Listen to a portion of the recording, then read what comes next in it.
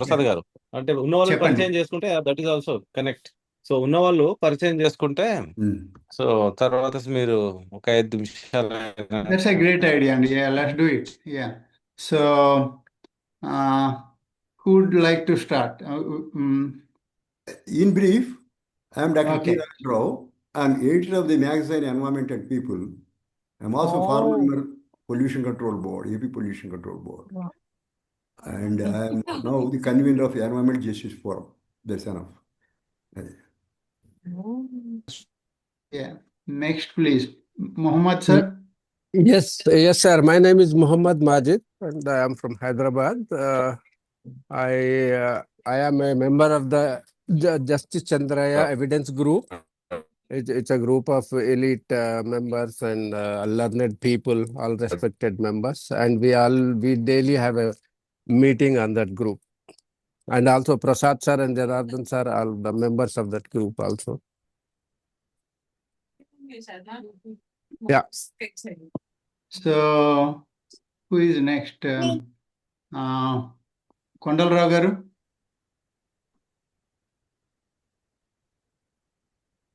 You are muted. Good evening to all. Namaskaram. I am Kondal Rao, retired Chief Engineer Public Health and co-convener of Environmental Justice Forum. That's about me. Thank you. Wonderful. Padmaja garu. అందరికీ నమస్కారం. నా పేరు పద్మజ. ఇక్కడ పార్వతీపురం జట్టు ఆశ్రమంలో ఉంటూ పర్యావరణ సంబంధమైన పనులు చేస్తూ ఉంటాము. Waste management, wet waste composting, ఇవి మీద ఎక్కువ దృష్టి పెట్టి పనిచేస్తున్నాము. పిల్లల్లో సివిక్ సెన్స్ కలిగజేయడానికి స్కూల్స్ లో, కాలేజెస్ లో ఎక్కువ పనిచేస్తున్నాం. మనీరావు గారు. Manirav garu, can you? Yeah. Good evening. This is Mani. I work in the environment sector now. Basically a behaviorist and exposed to Hyderabad lakes and rivers.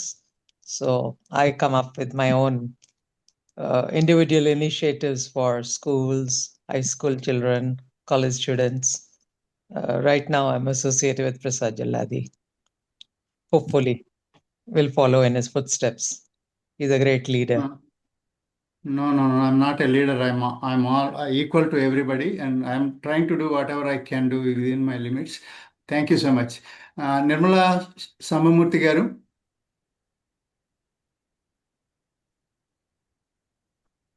నమస్తే అండి. Nirmala garu. అందరికీ నమస్కారం అండి. నిర్మలా సాంబమూర్తి.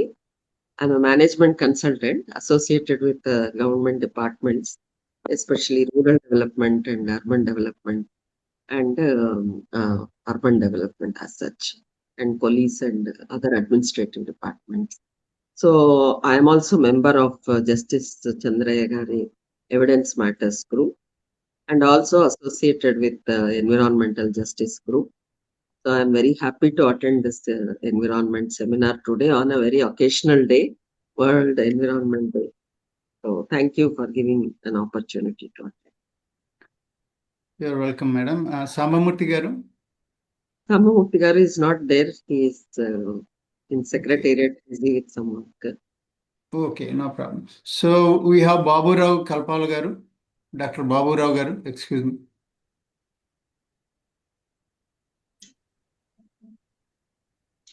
అందరికీ నమస్కారం.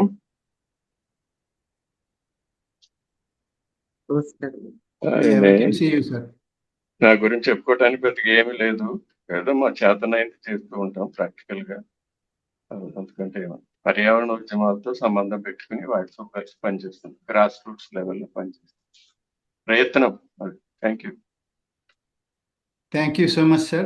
You've been a long time, caretaker of the Mother Earth, as I know.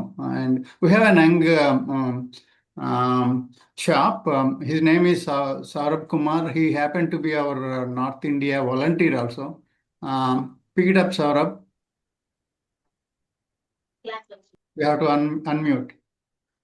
So, hello everyone. Hello, sir. Hello, respected all my Alexis, you are youngest. So my name is Saurabh. I'm from Uttar Pradesh. and UN volunteer and Suraksha volunteer. So the focus area is on health and climate change. So focusing on sustainable development goal 3 and 13, and also the member of Young World, which is Children and Youth Constituency to the UN FCCC. So thank you, sir. Over to you. Thank you. Vijay Gopal Reddy గారు. నమస్కారం అండి అందరికీ. ప్రస్తుతం నేను గ్రామ నిర్మాణ సమితి అని కరీంనగర్ డిస్ట్రిక్ట్లో మేజర్గా అగ్రికల్చర్ డొమైన్లో పనిచేస్తుందండి. దానికి జనరల్ సెక్రటరీగా ఉన్నాను. I'm thankful to people for putting me in this group. Thank you. Thank you sir. Vishwaguru garu. Namaste అండి అందరికీ. I'm Ratan Kumar. I'm actually Yashoguru is my nickname. So I am working as assistant professor in Government City College, Hyderabad. So mostly I will work environmental related solutions by using physics. How can we solve the environmental solutions, energy conservation and related things, making awareness and creating solutions for energy and environment at our college and in my blogs or something like that. Thank you. Happy to see all of you. Thank you. May I put you on spot, sir? I'm new to you, and Yes, thank yes. you for joining us. Is Vishwaguru is your name, or you changed? My name is Ratan Kumar and Vishwaguru is my nickname. Wonderful. Thank you. Yeah. Thank you so much. Rao KS garu.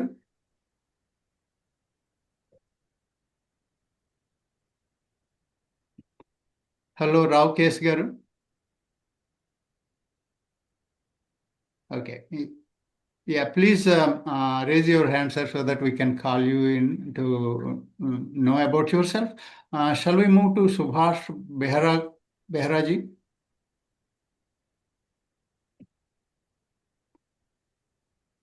Good evening, sir.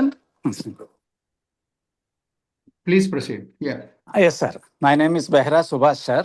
I worked as Executive Engineer in Public Health Engineering Department, Government of Andhra Pradesh, sir. And now I am retired. I am residing in Visakhapatnam, sir. I want to know some subject about this environmental protection, sir. That's why I have participated in this, sir. Thanks for giving me an opportunity, sir. Thank you. It's my pleasure, sir. It's our Yes. pleasure, in fact. Yes, sir. Thank you, sir. Next, Madhi Raghavendra Reddy garu. Hi, sir. Is it audible, sir? Yes, Yeah. sir. Please. Yeah. My name is Dr. Madhi Raghavendra Reddy. I'm working in Cohance Life Sciences as a principal scientist. So in pharma sector. So this is we also celebrated in our pharma today this Environment Day. So it's nice to join with you, sir. Yeah.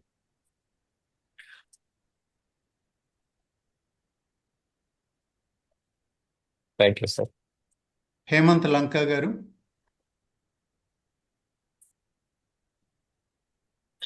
అందరికీ నమస్కారం sir. నా పేరు హేమంత్ లంక. మేము పార్వతీపురంలో wet waste management and water hyacinth management పనిచేస్తుంటాం sir, environmental పరంగా. ఈ opportunity వచ్చినందుకు ధన్యవాదాలు తెలుపుకుంటున్నాను సార్. Thank you. ధన్యవాదాలండి. తరువాత కంభంపాటి ముక్తేశ్వరరావు గారు. Sir, good evening, sir. Sir, good evening. Is it audible, sir? Yes, sir. Please.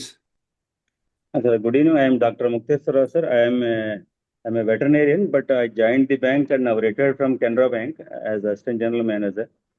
So my passion is towards the environmental study and knowing about the latest environmental challenges. So in pursuit of that, on the invitation of Dr. Janardhana Reddy garu, today I joined this session, and it is a pleasure for me to see so many people like you and interact with you and get to know so many things. Thanks for the opportunity, sir. Thank you so much, sir. We're all in this together. I appreciate your time. Then Srikar Bajoji garu. Yeah, hello and andarki. So this is Srikar Bajoji. So నా company వచ్చేసి హరితాలే అండి. నేను మేజర్గా waste management సెక్టర్లో work చేశాను హైదరాబాద్లోనే. So మాది environmental consultancy. మాకు రీసైక్లింగ్ ప్లాంట్ కూడా ఉందండి, ఇంకో కంపెనీ పేరు పైన ప్లాస్టోముక్త్ అని. సో మేము కంప్లీట్ గ్రౌండ్ లెవెల్ నుంచి end of the life cycle వరకు ప్లాస్టిక్ వేస్ట్ డిస్పోజల్ కలెక్షన్ అంతా కూడా we're expertised in to that. Apart from that we also does this ఇప్పుడు కొత్తగా వచ్చే మా market trends, carbon market, plastic credits, GHGM, green house gas emissions, sustainability, వీటన్నిటిపైన కూడా మేము ఆడిటింగ్స్, ఇన్స్పెక్షన్స్ చేస్తూ ఉంటాం అనమాట, even along with the report preparation. So we're in to that answer. Thank you so much అండి. Thank you sir. Janardhana Reddy garu, we wantedly not talking about you yet, so that's why I'm not inviting you, because you are our chief guest and you deserve a proper introduction. So please bear with me. Having said that, let's move on to Chaitanya Middela. We're almost close. 1 or 2 persons are remaining, so that we can continue with our thing. As you are noticing, we got 19 participants out of 80 participants that registered. So let's see with somebody. Please go on, Chaitanya Middela. Yes, sir. Good evening, sir. Myself, Chaitanya Middela. I'm the founder of Reddy Biotech. We are working on single-use plastic alternatives. And we are also collaboratively working with NGC, providing training programs to students and colleges. Training on environmental sustainable programs and awareness. We are also planning to do awareness sessions and workshops in corporates also. Thank you, sir. Thank you. Next, Padmaja Nanjayal garu. Sorry, Padma Nanjayal garu.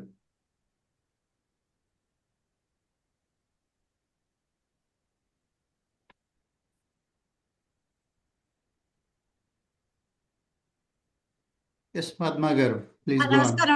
నమస్కారం అండి. ఇప్పుడే just బయటకు వెళ్ళాను, ఇప్పుడే వచ్చాను, on చేశాను. I don't want to Okay. Miss this. మీ గురించి కొద్దిగా రెండు మాటల్లో చెప్పగలరా? Yeah sure. నేను I'm Padma Nandyal. I'm a educationalist, environmentalist and an entrepreneur. We have our own company, Sampurna Zero Waste, where we supply composting kits. And then being an educationalist, I give online sessions on waste management. I'm a thorough, my house is a zero waste. I really work on the waste management, and I try to motivate others. I stay in Hyderabad, born, brought up in Hyderabad, but I stayed in Delhi for almost 20 years, working as a teacher. And then I came to Hyderabad and we started our own company. Thank you. Rajesh Mishra garu.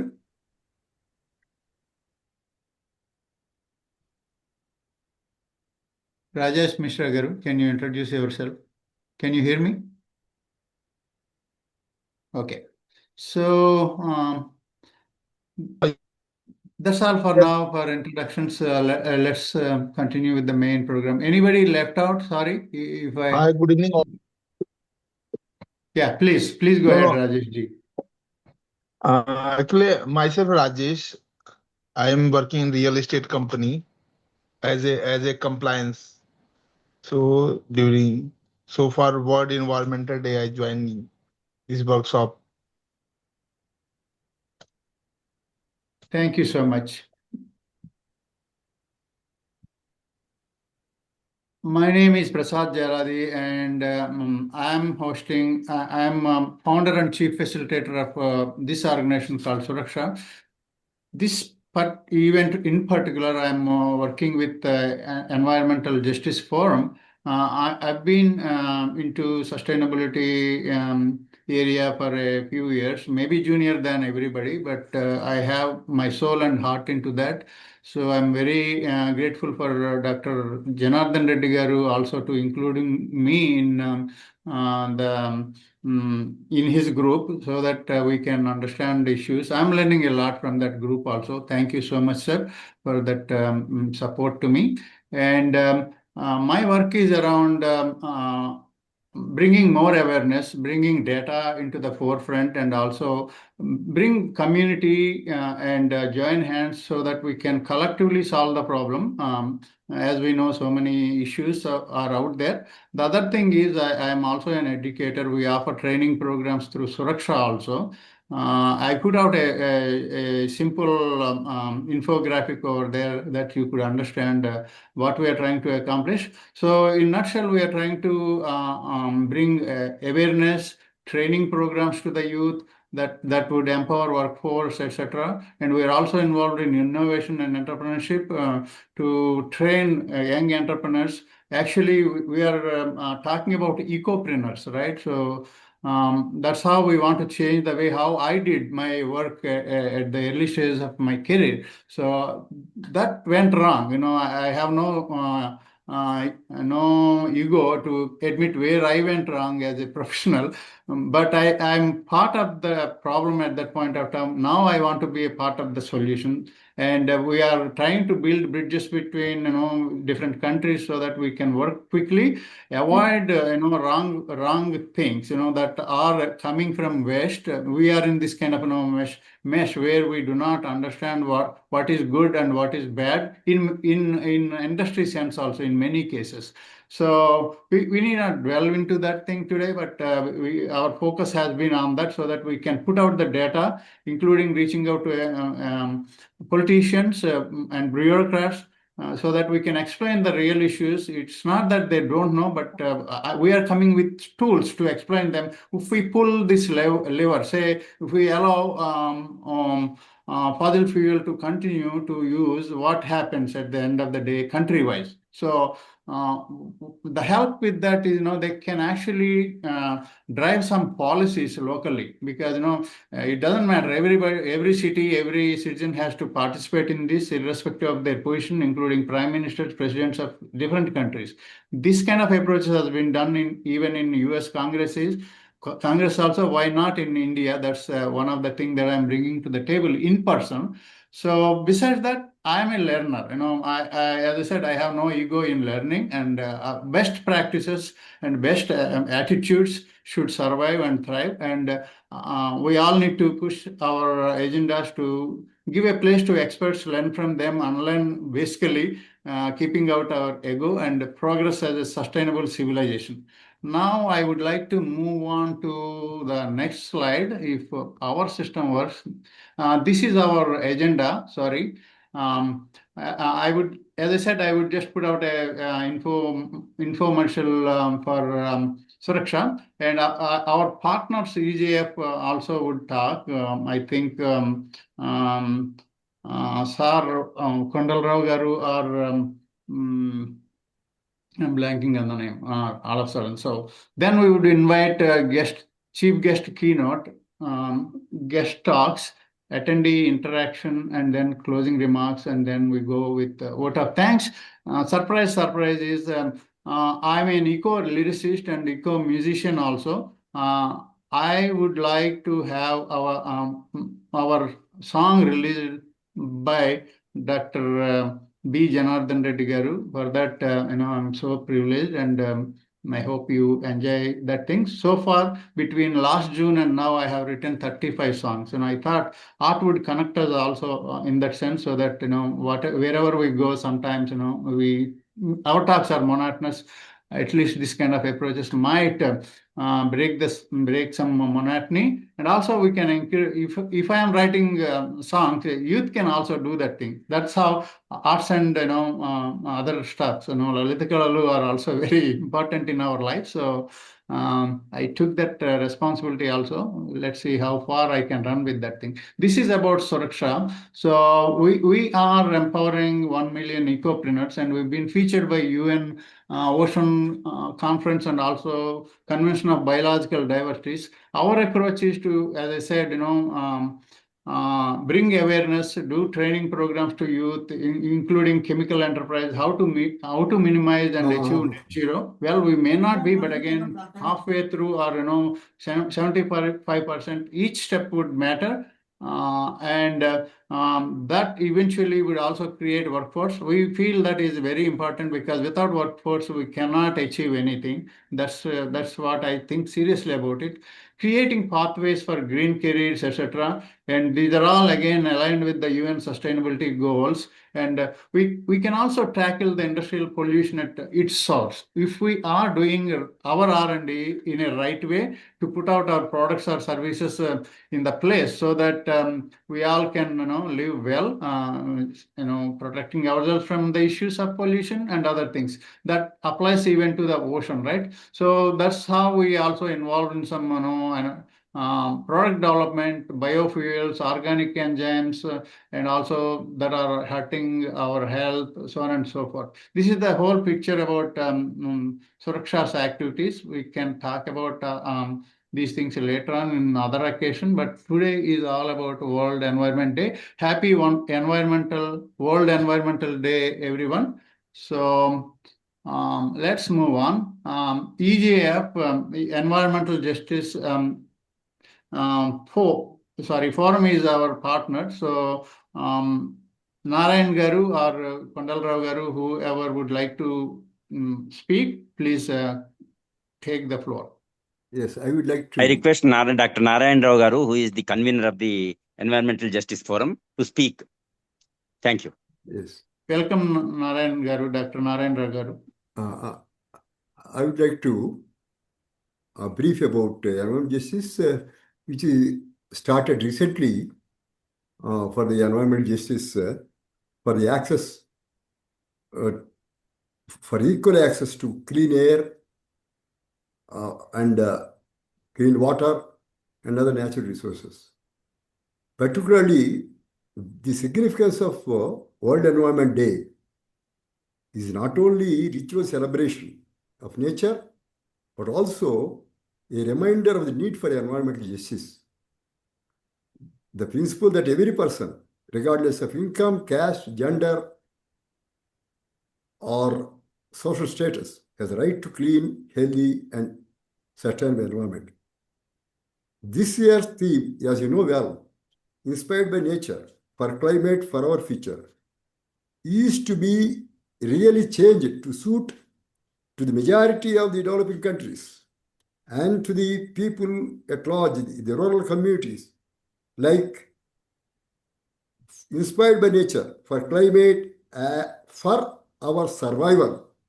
The day has come that survival of the mankind is at stake.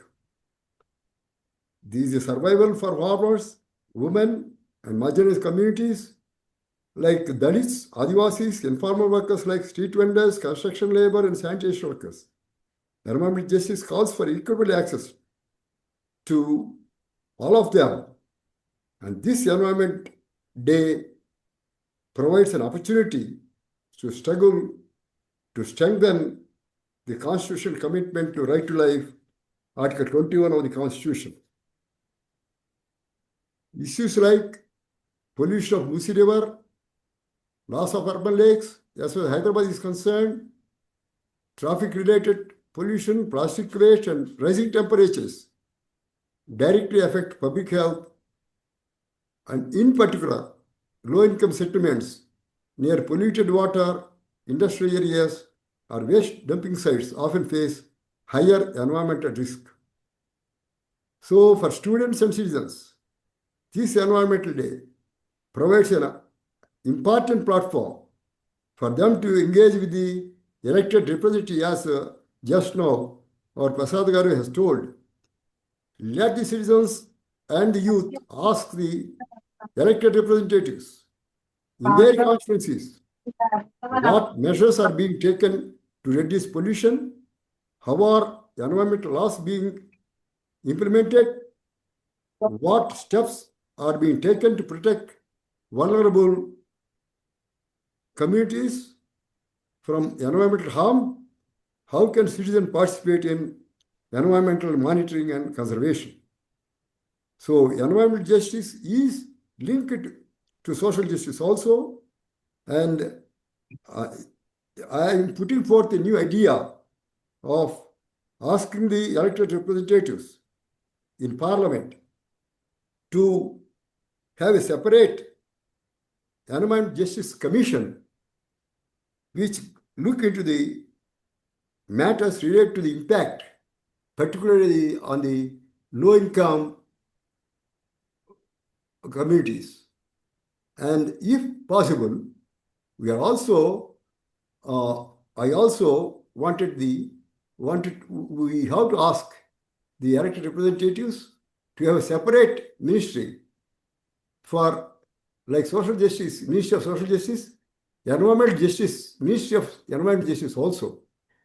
These are long-term objectives, of course, but we are thankful to Jalad Garu for giving opportunity on this Environmental Day. Thank you all. Thank you, sir. You don't have to thank me. It is our responsibility to move on. And we have great speakers today to let us know more things where we are at. Thank you very much, sir. It's an honor for me to work with the Environmental Justice Forum under your leadership and Kondalrao Garu and many. And we are like a family in different forums. That's a good thing, so that we can co-learn, unlearn things. Thank you. And here comes our moment to welcome Dr. B. Janardhana Reddy Garu, IAS, former Commissioner GHMC. And boy, it's a great introduction and privilege in my life. This is one of the rarest occasions that I am introducing a great personality who has done it for masses of populations, right? That this is a very big thing. What we have received from Dr. B. Janardhana Reddy Garu. He is an IAS retired, and he is a distinguished civil servant with over 35 years of public service, holding 40 key positions in rural development, urban administration, education, and agriculture. He served as a collector of Warangal of Anantapur, commissioner of GHMC, managing director of HMDA and HMSWSSB, secretary education, and principal secretary agriculture, besides serving as in charge vice chancellor of 3 universities. I don't know how he managed all these things. He is known for very great discipline, integrity, grassroots engagement, and institution building, and he constantly practiced disposal of files within 24 hours throughout his career. I wish everybody would follow his footsteps so that they would be at great service to our people. He is also a postgraduate in extension education. He received Prime Minister's Award for Excellence in Civil Services, State Excellence Award, Best Election Officer Award from Election Commission of India, and national recognition on the TV show Satyameva Jayate. And these are all small things that I'm saying, but as I interact with him and know about his work, it is like a Mount Everest thing. I really admire his sincerity in doing things wholeheartedly, and he wouldn't bring any distinction between a poor guy and also a prime minister. So this is very rare breed of quality in the humanity to begin with and end with administration, and taking everybody along with him understand the issue as an issue. And he had managed an enormous task of having visited over 3,000 schools to motivate students, and played badminton for nearly 4 decades. I love this activity also. He remains committed to youth development, public service, and nation building. These are the smallest things that I could say on this forum, but the list goes like too many things to admire. Thank you, Dr. Janardhana Reddy Garu, to take part in this event, and I really appreciate your time today. Okay. Thank you, Prasad Garu, and all other distinguished environmentalists, environmental friendly guests. And in fact, there was a lot of problem. In fact, I am sitting on a 14th floor. I came to an hospital. There was some dinner at 7:30. I thought 14th floor. I asked. They said it will be nice. And for last 10-15 minutes, on and off, there was a connection problem. I got the IT guy, and then ultimately, Wi-Fi got connected. In any case, we lost a lot of time. Thank you, sir. Floor is yours. Yes. Okay now. So one Everybody more knows second. about Let environment. me share his presentation. Yeah, if possible, Right you away. can share the Please presentation. bear with me, sir. Yes, no problem. I saw Vijay Gopal after a long time. Mhm.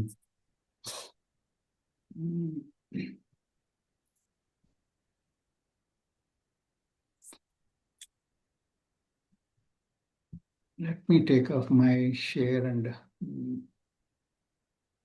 Yeah, before Prasad Garu. Yes, sir. Yeah, joins. Yeah. Whenever you share, you tell me. Otherwise, we keep talking without wasting. Yeah. Please continue, sir. I will pop this up because I'm looking for the file. So everybody is okay with the Telugu, or you have different people from various parts of the country and world? Both English and Telugu combined. మన అలవాటు పడతారు. అలవాటు అట్లా కాదు. If all are from Andhra and Telangana, there is no confusion. But later.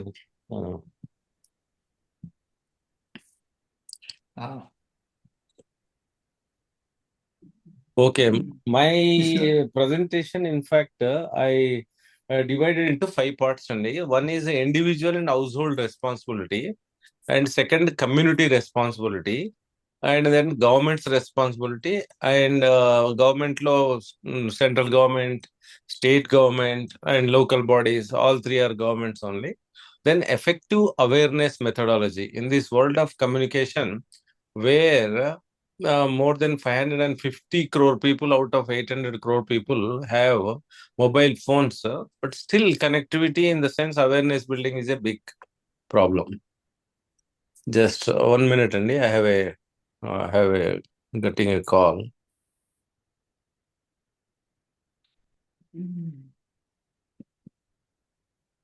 Sorry, in the meanwhile, I have to admit that I'm having tech musings here. So I'm still figuring out how to pop up Janardhana Reddy Gari's screen. I'm stuck with my screen here and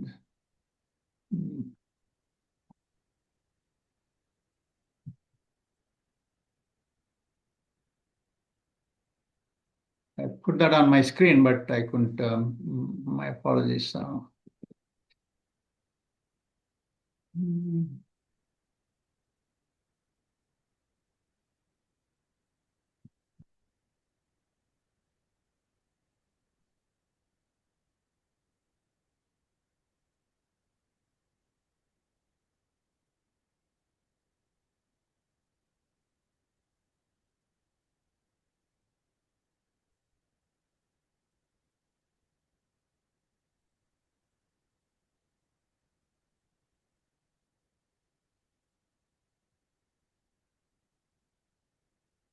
I think now I figured out what's going on.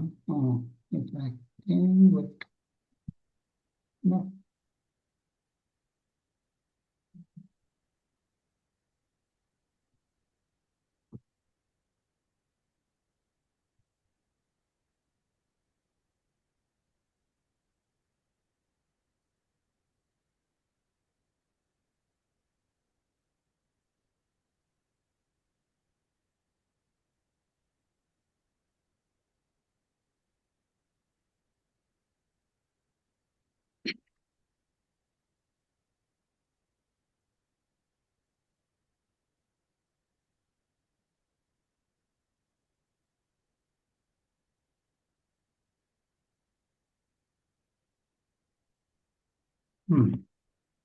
Anybody can throw me ideas. I couldn't find my desk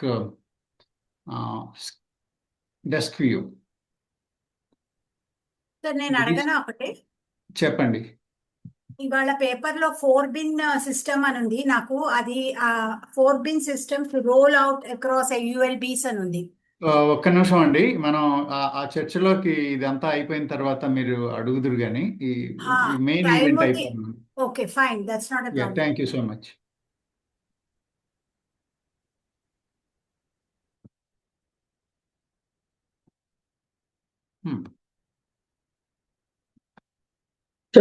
Sir, Nirmala here. So చెప్పండి. అంటే what attempts you made? Share screen పెట్టారా? Yeah, I'm trying to share. I'm actually sharing my this presentation, and I removed that thing, and now it is showing only screen, not showing the desk. Window చేసి చూడండి. ఏమంటారండి? దాని పక్కన window అని ఉంటుంది. Chrome tab, window, entire screen అని ఉంటుంది కదా. స్క్రీన్ ఫైల్స్ మోర్ అని చూపిస్తుంది కానీ ప్రింట్ లేఅవుట్ 1 second ఇది కనపడలేదండి. షేర్ కొట్టినప్పుడు ట్యాబ్ వస్తుంది, విండో అండ్ ఎంటైర్ స్క్రీన్ అని వస్తుంది కదా. మీరు విండో కొడితే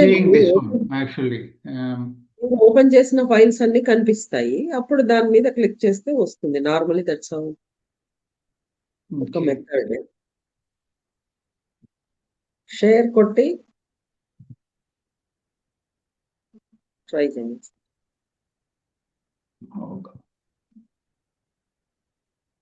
షేర్ కొడితే ఏమొస్తా ఉంది? మీరు షేర్ వస్తే నాదే చూపిస్తోందండి, అందుకని నేను అదే దానిలో సబ్ హెడ్డింగ్స్ ఉంటాయి కదా, క్రోమ్ ట్యాబ్ అని, విండో అని, ఎంటైర్ స్క్రీన్ అని. అదే ఇందాక కనపడిందండి. సో ఎందుకు సార్ది ప్రెజెంటేషన్ కూడా ఓపెన్ అవ్వట్లేదు మా దగ్గర, అది కూడా ప్రాబ్లం. మీరు ముందు స్టార్ట్ షేర్ నొక్కిన తర్వాత, అంటే అంత ముందర మీరు స్క్రీన్ లోనే ఓపెన్ చేసి పెట్టండి. స్టార్ట్ షేర్ నొక్కిన తర్వాత ఇంకా స్క్రీన్ ఓపెన్ అవుతుంది ఆటోమేటిక్ గా. ఫర్ స్ట్రేంజ్ రీజన్ ఇది స్క్రీన్ అంటే ఫుల్ స్క్రీన్ అంటే అది వస్తుంది ఆటోమేటిక్ గా ఓపెన్ అవుతుంది. I'm familiar with this, but for some strange reason, sometimes it does happen. Let me see. నాకు పంపిస్తారా, లేకపోతే నేను ట్రై చేస్తాను. Yeah, that would be wonderful. Yeah, if somebody can share it, that would be great అండి. నేను మీకు ఇప్పుడే పంపిస్తున్నాను పండులరావు గారు. అలాగే. Sorry again for this hiccup. ఇది మామూలేనండి. Sir escaped connectivity system and I put him in trouble again. This way. My apologies. No problem, sir. I can explain without that. What is it? Yeah, you sent me PDF, right?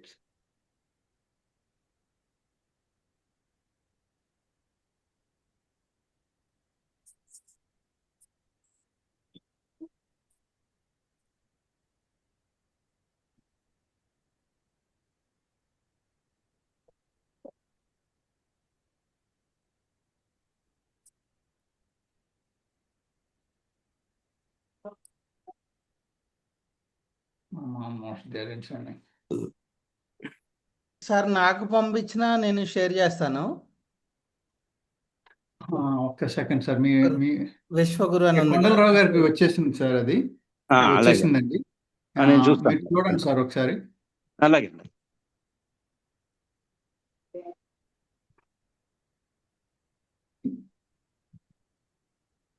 Sorry, I couldn't see.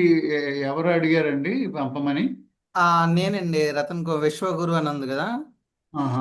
Okay, నాకు mail చేసినా పర్లేదు, mail చేసినా WhatsApp చేసినా. Already మన ఈయన దగ్గర ఉన్నట్లుంది. No, I think Kondala will be able to do. Okay, let us not struggle with that. That is only our assistant. It is not compulsory. Okay. Yes, exactly. So అయితే ఏంటంటే point ఏంటంటే ఇందులో, so just I read out individual and household responsibility, and then community, and then governments, and effective awareness methodology in the world of this huge connectivity, and what each one of can do it. At household, in fact, which is easily doable, but we are not able to do is, as all of you know this in Indian context, waste reduction 3 Rs: reduce, reuse, recycle, segregate wet and dry waste. In fact, Government of India this year has said not only in twin bins, 2, and you have to segregate into 4 categories. And it is easier said than done.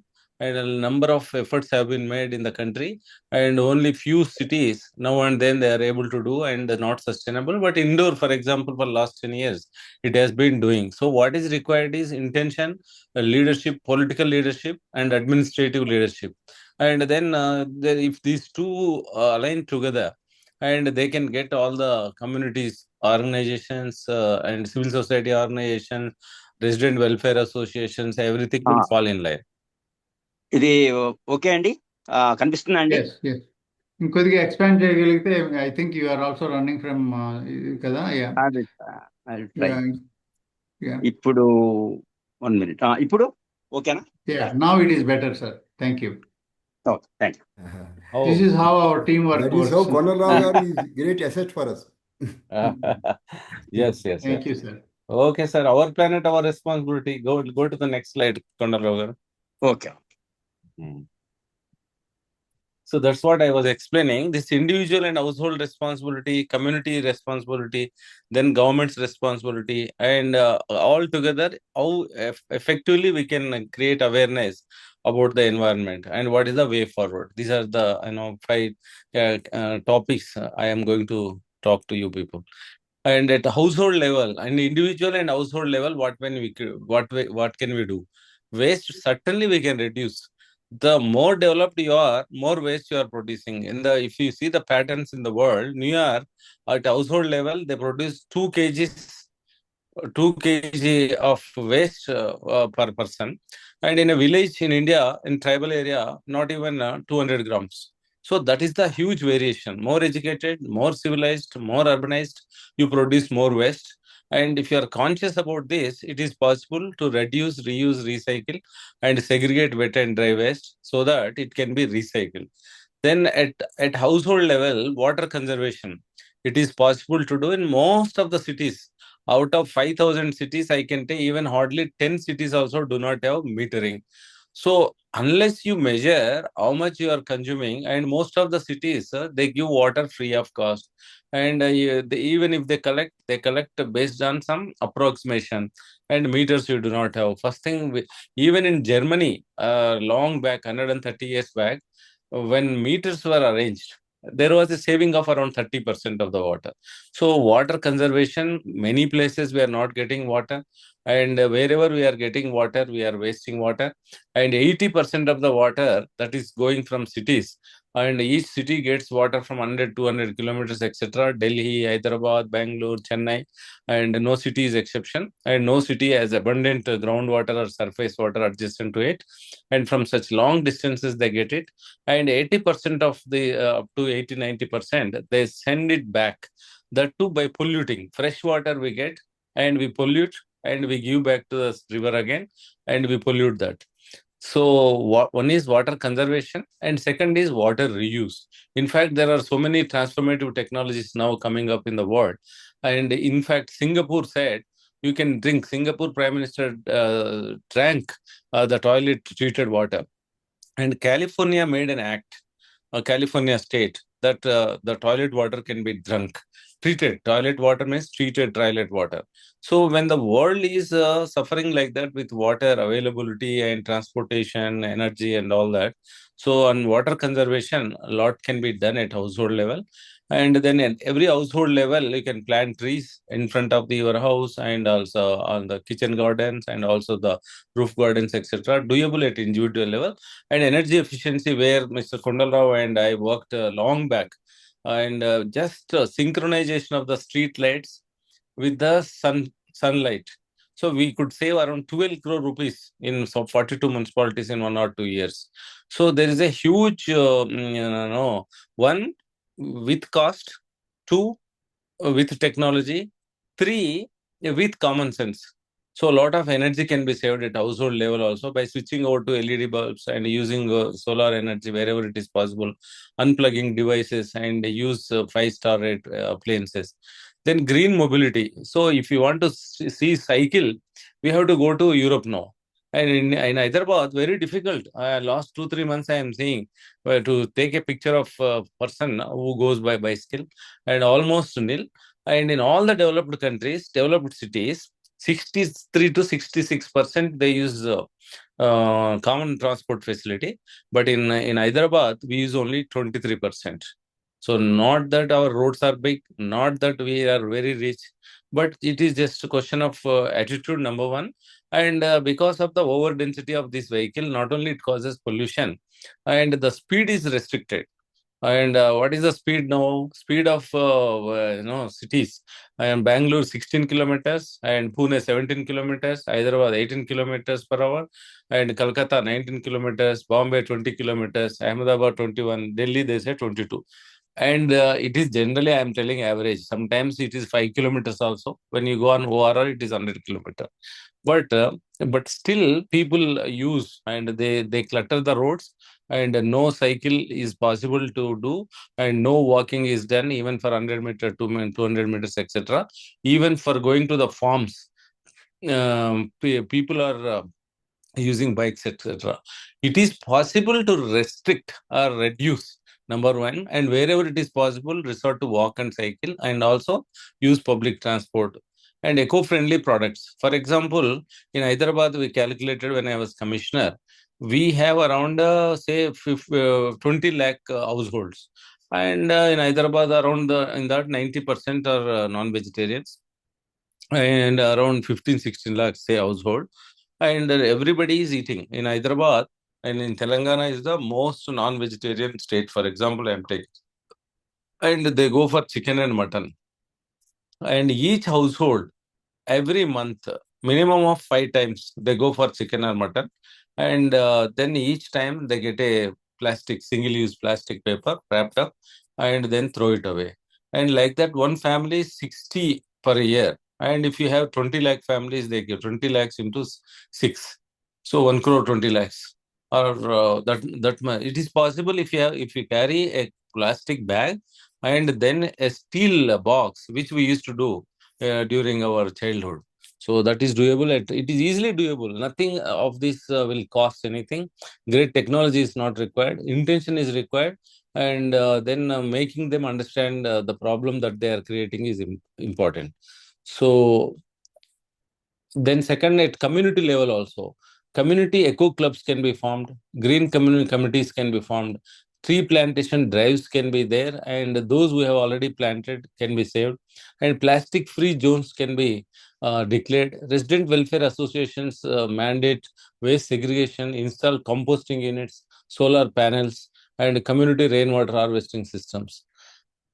Then water body restoration. No city has water. Last year there was a huge rain. Last 10 years, by and large, there was very good rain in most parts of the country. But now, and a lot of water tankers water tankers are coming from distant places in Hyderabad. In cities, almost everything is concrete, and water is not percolating down, and water is not reused also. So there is a scope for water restoration. And local environment monitoring. Train volunteers to monitor air, water, and solid waste issues. Report to civic bodies with the documented evidence. And this is the community responsibility. Next, if community action, it has been proven impact. Wherever if community plunges into action, 40% of waste reduction, and faster greening three times, and water saved around 60%. Next.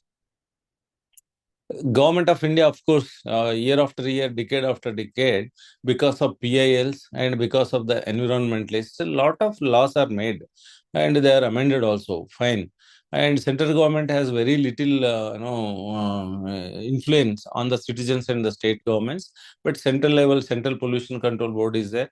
But by using technology and properly monitoring, by digitizing everything, they can control the local bodies, and also the local urban bodies and local rural bodies, and what is happening to the waste, how it is transported, how it is treated, and what is happening to various types of. So this time, and a lot of guidelines are given, and they said they would be able to monitor. Let us see. And unless the people's participation is there, and government's monitoring in democratic system where enforcements are very, very weak is difficult to say. And in local governments are very, very weak structurally because the officers get transferred very frequently, and the politicians also are not powerful because the chairpersons and mayors are very weak. In rural, in suburban areas, the MLAs, etc., they try to influence over the elected bodies. And in huge cities like Chennai, Bangalore, or Hyderabad or Mumbai, in fact, the mayors are not so powerful like in New York, and they are powerless rather, and government control is there, and therefore, in this type of too democratic, too flexible, but they are not effective. System itself is not working well, so something has to be thought over it. Next. So Government of India also a lot of schemes, National Clean Air Program and PM Kusum scheme. For National Clean Air Program lo to target is to reduce 20 to 30% PM reduction by 2026 in 132 cities. Jan Jeevan Mission, tap water to every rural household. Then PM Kusum scheme, 3 crore solar pumps for farmers. And then Amrut, urban water management, 100% sewage treatment means it is possible to reuse that water for either industrial or agriculture or for other purposes. And Green India Mission, and then Swachh Bharat Mission, etc., ODF place. And it is true that every household has a vehicle in India, every household has 1 or 2 mobile phones, but every household may not have toilet functioning. And the Swachh Bharat, under Swachh Bharat mission, it has been declared that 100% of the households have been covered with toilets. But some of the NGOs and some of the informal research indicates that 26% of the people still don't use the toilets constructed also. So that causes enormous amount of contamination to the soil, air, and water. So these are the issues. Next. Next. Achha. So reaching this is very important. How do you reach? The most unreached people are the housewives, illiterate housewives and literate housewives. Then servant maids. In the servant maids also, most of the literate and illiterate. It is a challenge. But if NGOs or government or civic bodies, if they have an intention and they have a plan and if they have a strategy, and they should first target these people. In many cities, the Swachh autos have been introduced, and even after 10 years, they have not been given any formal training. So we think that they should understand it is not possible. And then commuters also. Then students in the schools and colleges, eco clubs can be formed, and then environmental day can be celebrated, and educational institutions can adopt net zero concept, and at market vendors and then the general public have to be educated. Then how do you educate the literate housewives? Engagement strategies, WhatsApp eco groups, YouTube and short video campaigns, residential colony workshops, green home certification, school children as ambassadors, women SHG linkage. All are powerful, but there has to be a systematic effort made by the governments and the organizations involved in this particular thing. Then if you target them, it will start from the household. Otherwise, whatever we talk at the national and international level, things are not going to happen. Out of 5,000 municipalities in the country, as I spoke in the beginning, not even 5 to 10 municipalities can claim that 100% segregation is happening, decentralized composting happening. And this year, a lot of good rules have been made by the government of India. But the beauty lies in implementing these rules. How do you implement these rules is an issue. Next. Then illiterate housewives and servant maids is very, very, very big challenge. And but if a strategy is made using visual, oral, and participatory methods, etc., street plays, pictorial pamphlets, radio jingles, door-to-door eco education, religious and cultural platforms like temples, churches, and then mosques, etc., wall paintings and visual art can go a long way. That's what I thought. Next. Of course, commuters, as we discussed, and most of the developed countries, there is a good infrastructure, and there are an adequate number of buses, and population is less. So because of all this combination, bus and metro, around more than 65% people are using it. But cities like in India and Bangalore, Hyderabad, Mumbai, etc., so this problem is there. Reverse, around 20-23% are using, and increasingly people are going for individual vehicles. As you know, Delhi or any other metro city, it is Delhi. If you are living there, it amounts to smoking 26 cigarettes per day, in addition to the cigarettes that you smoke if you are a smoker. If you don't smoke also, if you are a child, if you are a woman, and if you are adult but non-smoker, still it amounts to smoking 26 cigars. The maximum contribution of the Delhi pollution is the vehicle and construction debris. And there is a concept of dealing construction debris. You have to take it, transport it, and then recycle it, treat it and recycle it. It contains sand, it can be used, it contains metal, it can be converted into robo sand or metal as it is, can be graded and used for many purposes. So, but this is not taken care. Rules have come, and local bodies and civil society pressure is not there. They are not able to do. So, on the move awareness, you can do commuter radio, auto rickshaw back panel campaigns, eco commuter awards, and pledge boards at transit hubs, QR code eco info. And as a national movement, somehow it has lost its steam, but it has to be done. Like any film comes like Pushpa, how they take it to the people. Everybody talk about that. How cricket is talked about that. Some such sort of excitement can be created. Some incentives can be given for participants. Some champions at ward level, village level, town level, the district level, state level, country level can be given. Why not? So no such serious national effort was made. But even in other countries also, like in 1970s and 80s, Singapore was as bad as India. But today they are able to recirculate, and the treated water from the toilets has come to a drinkable stage.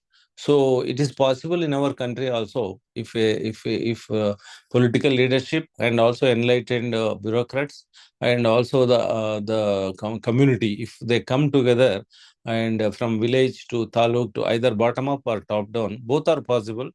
Top should be good, middle should be good, bottom should be good. And if you come from the bottom, if here and there few centers of excellences may emerge, but it is difficult to spread across the country. Next. So students and educational institutions, because India now, how many students are there in India? You'll all be surprised. 26 crore children in India. Around 150 countries, their individual population is less than our students' population in the schools. And put together, students in the schools and colleges, it is around 32 crores. 160 countries have lesser population than this. So they are all organized and they attend the schools. And all the teachers are supposed to be educated and enlightened and socially conscious, environmentally conscious, and the curriculum also is there. But whatever they read by heart, if they are made to practice in the schools and through the students also should be taught to do work, and work involves segregation of the waste. So in fact there are many organizations like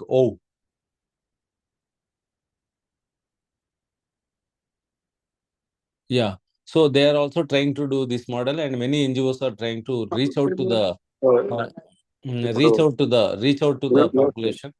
So forming a green curriculum, eco clubs in every school, citizen science projects, inter-school eco competitions, green school certification, teacher training on environment, digital campaigns by students, community outreach projects. Next. So integrated mass awareness campaign can be planned in phase one. Mobilization, map target groups ward-wise, train community volunteers, prepare multilingual material, set up monitoring dashboard. Then intensive outreach. Second is deploy all media channels simultaneously, door-to-door campaigns in slums, school eco clubs activated, panchayat level meetings.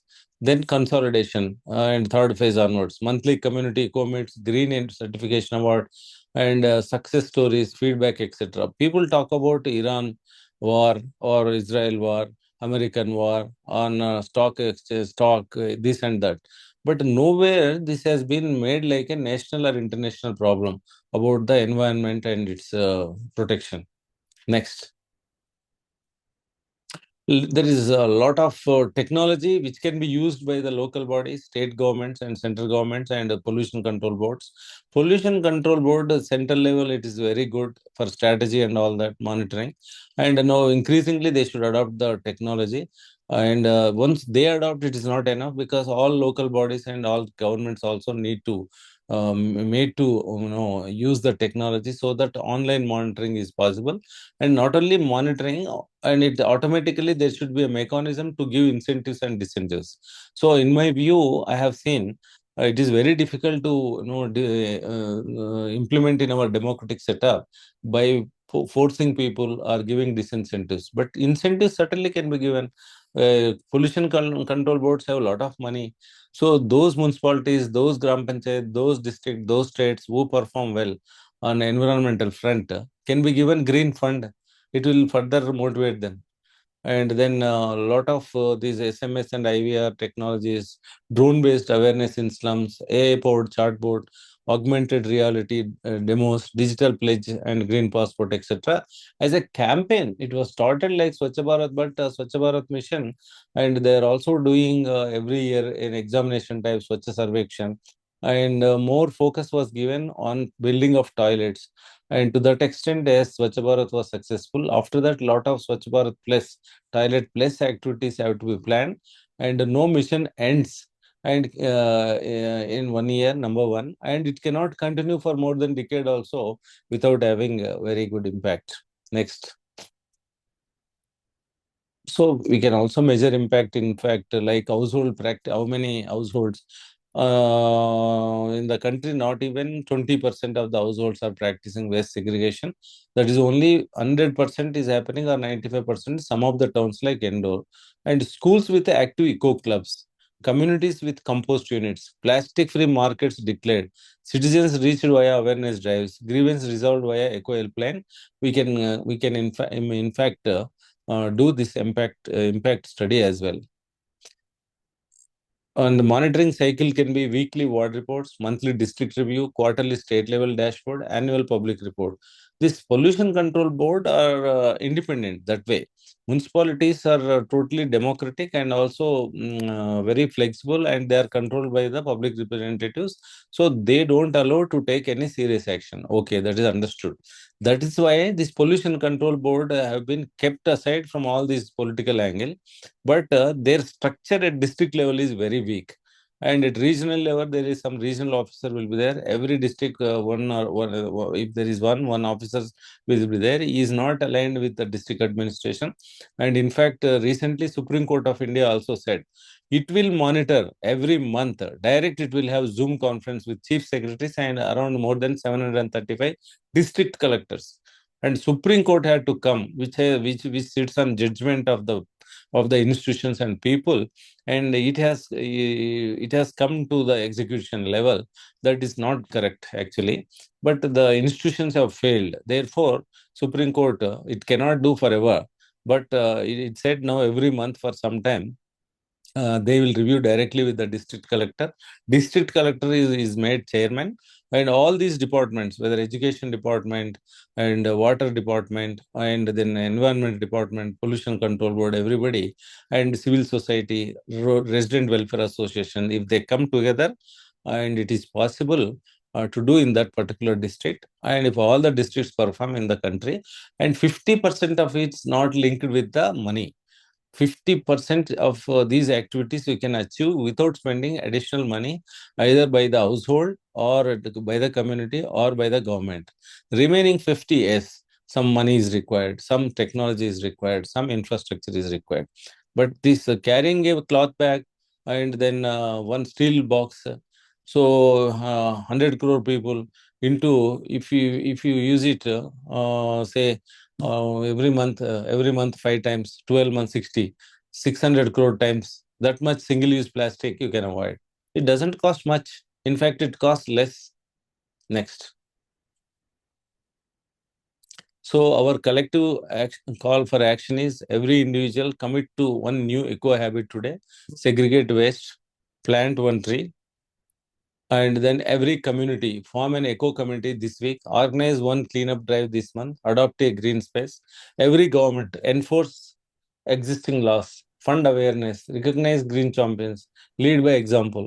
Then every institution integrate environment into every aspect, curriculum, campus, culture, and community. The best time to plant a tree was 20 years ago. The second best time is now, as one ancient proverb says. So thank you all. There was some disturbance and there was some connectivity problem. Some people joined little late, but okay. So thanks for giving me the opportunity, Prasad Garu, and all environmentalists and environment loving, environment conscious citizens who have joined here. It is a celebration. At least now the technology available, cost is not there. All of us can meet together. Prasad in America and some Mangapati Rao from Yanam and some Terry is from Bangalore. I am in hospital in Retd Hospital, 14th floor. It is all made possible because of the existing. We have not invested anything today. So like this in every home. Like, I mean, today morning I spent some 10 minutes with my wife. So with great difficulty last 1 year, household compost and then rooftop garden and and then giving this cloth bag and getting chicken and mutton only in that steel box, etc. I have I requested and convinced my wife. And this he said, Array, nobody is doing, why you want to do? Because I said every day I go and talk. If I talk, if I don't do, then it will not be good. That's why even if it is difficult for you, please kindly do it. So there are certain problems like flies, rats, and all that. So as we go along, if we start doing this, we will also learn some techniques. So I think it is a wonderful opportunity. Each one of us can definitely contribute a little bit. We can add value at our home, at our institution, in our town, in our whatever. If you are in the government, you can do much more. And if you are not in the government as community, also now in the olden days we need to have governments to do things. But in fact, long back, 25 years back, I went to Bangladesh. There is a ministry for NGOs. I feel in the whole world, except some developed countries, I do not know, but all 130, 140 countries, there is a lot of space everywhere for NGOs and community, civil society organizations and foundations to find a space. There is already, and then penetrate and concentrate dedicatedly on small areas, make islands of excellence. And these small islands of excellence of 6,59,000 villages, if we can convert, the whole country will be really good. And the knowledge is there, the tools are available, and the encouragement is there. But what remains is action. So act now. Thank you. Thank you so much, sir. This is a very great talk from you, and we realize, how serious you are. Some of the people who are new here may not be knowing, and you showed us your sincerity even attending somebody in the hospital. That's the commitment you have all around in your career, and it's amazing that how you are inspiring throughout your career, and we're all learning a lot of things from you every day. And coming to this kind of small places and speaking in small organizations, we're just trying to spread our wings, and giving this kind of moral support, personal commitment means a lot. We are all blessed along with the Environmental Justice Forum, Suraksha, and all our friends joining here to listen to you and take it from here. And I really, on behalf of EJF and Suraksha and our participants, we thank you very, very much, sir. So with your permission, let's move on to the second fun part. I request you to launch the songs. This is some self-centeredness for today, but again, it won't be long if the team, everybody who are attending here would allow us to run this song after Dr. Janardhana Reddy garu says launch, then I would play a song probably, and let's see how that works. Do I have permission for that, sir? Yes, sir. Launch the song written by Prasad Garu. and now it will be unveiled. Yes, please play it for Thank some. you, sir.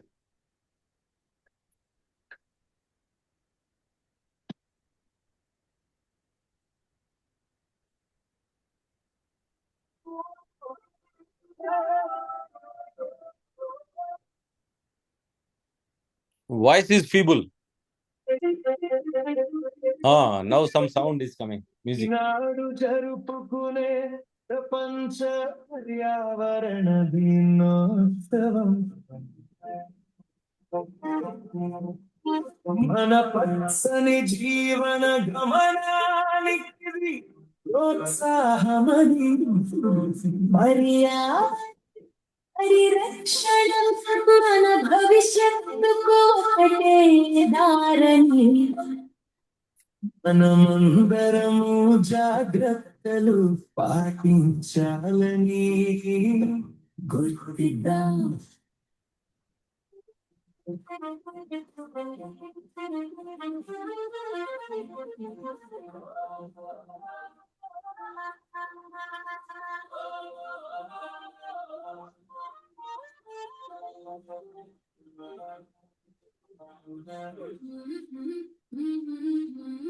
Okay Prasad గారు, అది అందరికి share చేయండి, ఎందుకంటే అంత sound లో clarity లేదు.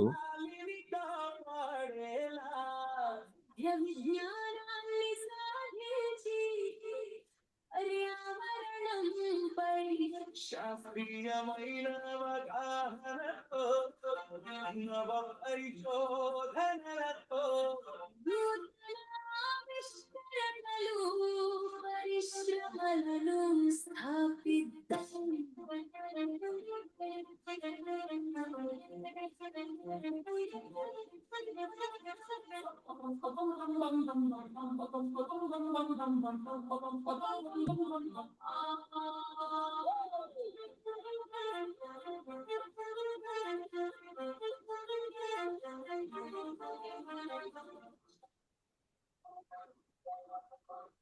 మన 9 భూగ్రహ రక్షణ కవచాలపై హలో, సౌండ్ రావట్లేదండి అసలు. ఓకే ఓకే, యా, మహమ్మారి రోగాలను భూలోకాన్ని స్వర్గంగా చేద్దాం.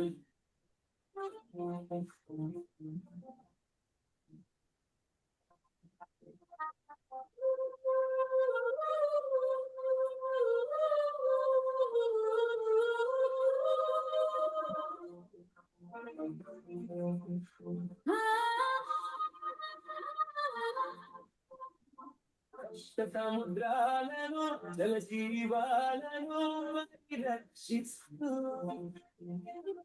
భావితరాలలో అన్ని జీవులను రక్షించే పనితో మన జీవితకాలం ప్రతి నలుగురిని జీవిద్దాం. కాలుష్యాన్ని అంతం చేసే విజయ కీర్తనం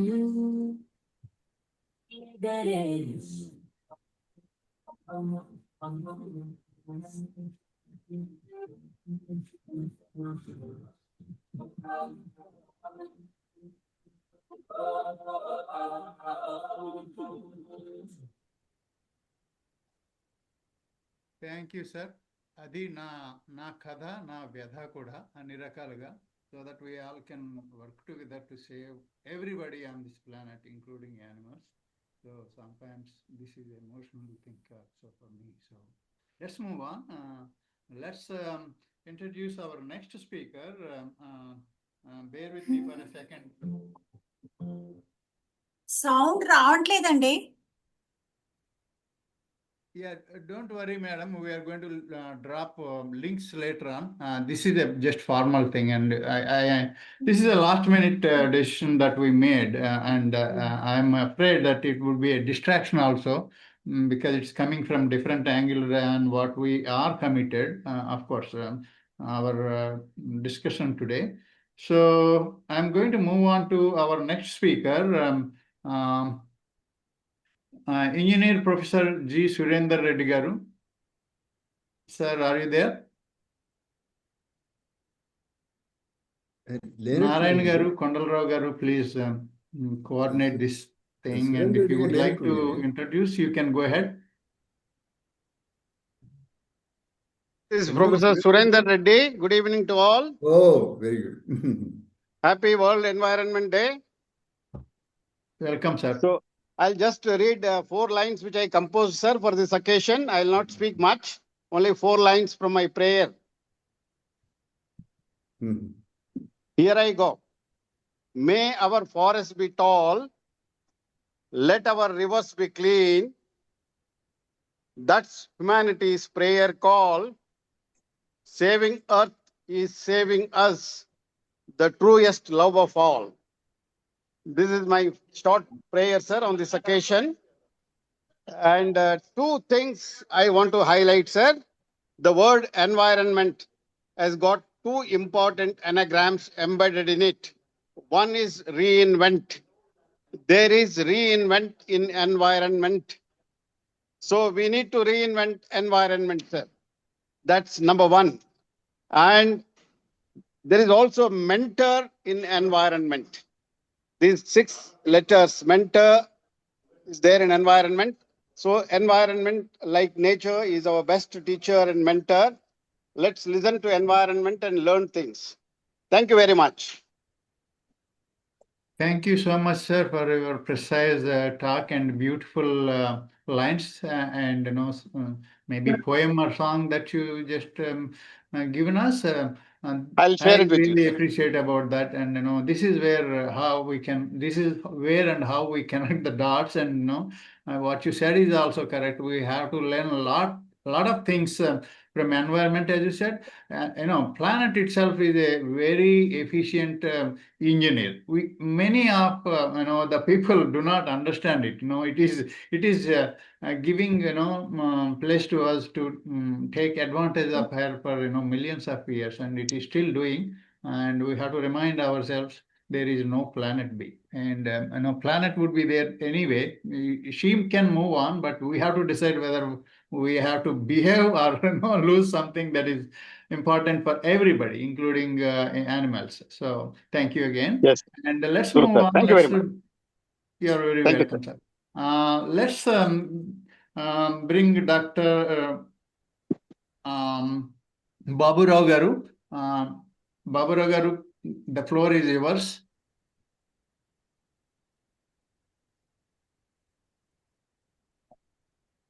Hello, everybody. Namaskaram andi Prasad garu. Namaskaram. I don't know. Okay.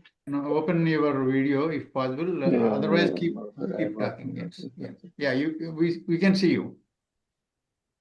Telugu English లోనే మాట్లాడాలి. Yeah, anything may work. English is safe, I guess. Otherwise, no. I think this is the 53rd Environment Day after 1970. I think it's 53rd or 54th. I am not very sure about that. Yeah. So what we have reached after this 53 years of celebration is something we have to introspect. Particularly, all the signals are there that the planet is more or less dying. Dying in the sense that it is not able to support life. It is losing its capacity to support life. So our first action should be how to restore it to be able to continue life on this planet and support a civilization. And what kind of civilization is another problem. We are stuck with the industrial civilization. And all the earlier civilizations have died when they've exceeded the ecological capacity of those regions where they flourished. Today, it is going to be a global collapse. So what, because only I always find in all our meetings, etc., the more emphasis is on individual behavioral changes, that what we can contribute. Can we really save the planet by simply not using few plastic bags or by not using it's not possible because It is the political economy that is more important. If we cannot change the political economy, the way we produce and consume, all that will be only our own personal satisfaction. So we have to be, without the participatory democracy, without people deciding what they want and what should be. I give you one example here. All of our friends here, they talk about plastic and not using plastic, particularly single-use plastic. Governments also talk about banning and stopping single-use plastic. But right in Andhra Pradesh right now, they are establishing an industry and promoting it in a big way that we produce more than 1 million tons of single-use plastic. So what individuals save in 2 plastic bags, etc., mean anything when you are producing more than 1 million tons, about 1.17 million tons of single-use plastic, and releasing it to the market. So we should produce only what is needed, what is used by the people. But you say you don't use, but I will produce and put it in the market. How is it possible? How can you make any changes? So we have to talk about the policies. The governments are only facilitating, and also all the oil industry now, because there may be a problem for using oil as a fuel, they are moving over to plastic manufacture and chemical manufacture. That is another big problem that the humanity is going to face. And the governments are showing it as a development, investment, employment. I think there should not be any confusion between employment and environment. There's no competition between the two. And then what they are doing is economy gets priority over environment in the government policies. How should we deal with it? How can environment be secondary to economy? Without the environment, there is no economy. It is very clear. The economy uses all the raw materials from the planet, all the energy taken from the planet. If the planet is destroyed, where is your economy? Only recently, Johan Rockstrom has really had an interview. I just watched and circulated also. He was very clearly telling, without relook at the economy, we cannot solve this problem. If we continue to encourage the governments to establish industries, we signed the Paris Agreement in 2015. How many years now? 11 years. But what have we done? We are continuing to use more oil. We are continuing to use more coal.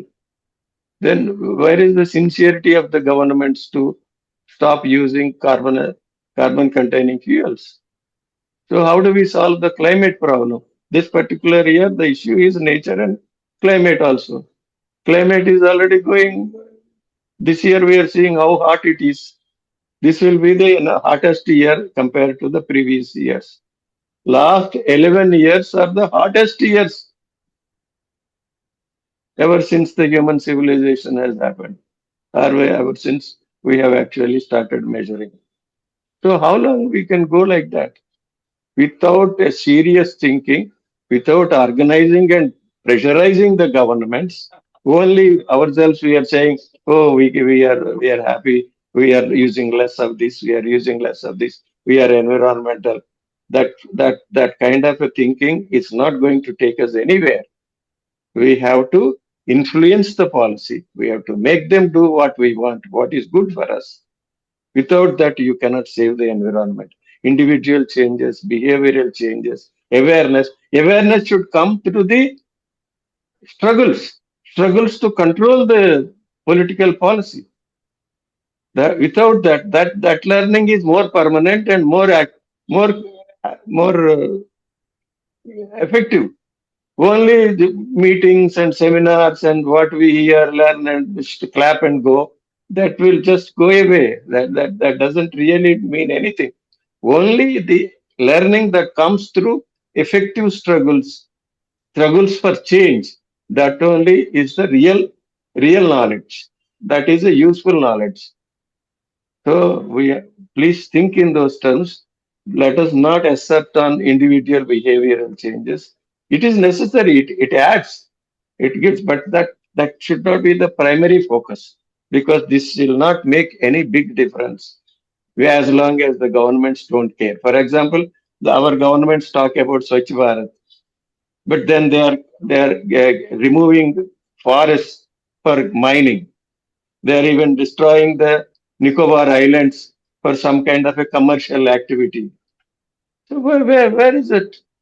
I don't hear. In Andhra Pradesh, there are so many worst projects that are coming up, and there is no voice raised there. Where are all these environmentalists who talk about this? Nothing. Nobody is raising voice about millions and millions of tons of chemicals being made, which are harmful. And the whole Krishna River itself is in trouble now. The government has coolly cleared a project where it can destroy the entire Krishna River and make it unfit for irrigation and drinking also. Drinking first and then irrigation. So what? This is all the problem. I think I will stop here. Thank you so much, sir. You brought up so many important things. This is the time that we all have to work together, all hands on deck, and think it through. And my heart breaks since I live in West. Even in West, things are changing. Actually, changing more. But my request to everybody is, we know the bad things that are happening in the West, including industrialization products, etc. After I moved to US, I realized that the West especially is moving these manufacturing units to India, let it be chemical, petrochemical, or other projects that are causing pollution on this side of the land, because EPA used to be really strong. And our PCB is kind of now toothless, and I don't know sometimes what they are doing, and they are I know supposed to serve public, but it seems to be they are not in that side. Of course, bureaucrats, everybody, and of course, leaders became like monarchs. They are trying to bring in anything. I also involved in reminding some of my political friends on these things subtly, because I am no longer an Indian citizen, but I'm requesting them to understand the problems that West has gone through these technologies, through these industries. Let's not get into that kind of mud. And, if we get into that, we need a lot of money to remediate also. We do not even have remediation. I can go on talking on these things forever, but let's move on to our next speaker, Padmaja Garu. Please take the floor. I think that Dr. Janardhana Reddy wants to intervene something. Sir, please intervene if you want. I think the voice is not clear, sir. I think he is communicating with other person.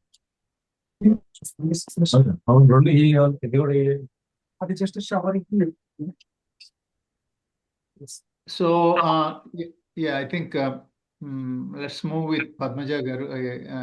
I assume that Dr. Janardhana Reddy is speaking to another person next to him. Janardhana Reddy Garu, would you like to say anything?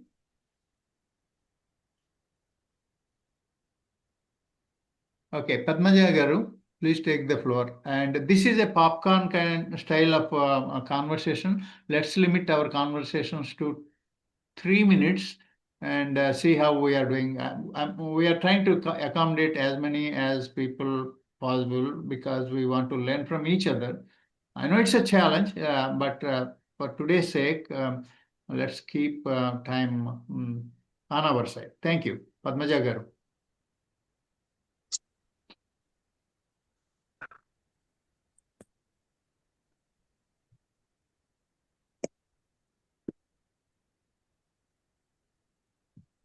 బహుశా unmute చేసుకోవాలండి. Padmaja Garu, can you unmute? Sorry. When we are working, sometimes instead of we putting pressure on the government or on the policymakers, I feel we are, under pressure.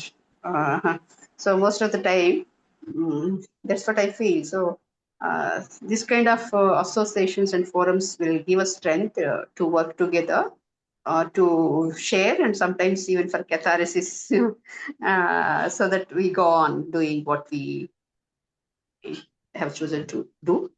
Thank you all. I would like to be the listener. Thank you. So I would like to put you on spot, Padmaja madam. So please tell us what kind of work you are doing. We want to really understand how you are doing. All these works. I know personally you deal with a lot of things. Could you please share with us what is happening in Parvatipuram under your leadership?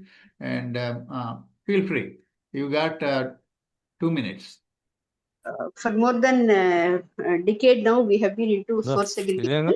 The source segregated waste from the local municipality and the surrounding villages is again brought to a material recovery facility center. That center is run by some volunteers and also some full-time employees, where the source segregated waste is sent for recycling, both wet and dry waste. Initially, we focused on dry waste, and with the promising results, recently we ventured into wet waste also. But we still have teething problems with wet waste. Besides domestic waste, we are looking into agriculture residues, and also most of our water bodies are neglected. So, except for a few lakes and tanks that are under NRE areas, others are literally occupied or misused. So, that kind of water bodies we are trying to bring people together so that the community will clean them and put fence, and so that some duck ponds can be raised, some lotus plants and some aquatic plants can be raised. Whereas some water bodies are already filled with unwanted aquatic weeds. So now we are taking out the aquatic weeds like water hyacinth, and we are making compost out of it. We have 317 farmers and some youth as volunteers who are spearheading this. Thank you. It's my pleasure, madam. Thank you very much for sharing information, and we would like to learn so many things from you also. So please let us know more on your work whenever you get a chance, so that we can also follow your leadership and also practice some of the things that you are bringing to the planet. So moving on, we have Gangadhar Pandey. Pandeyji, could you open your unmute your microphone and speak?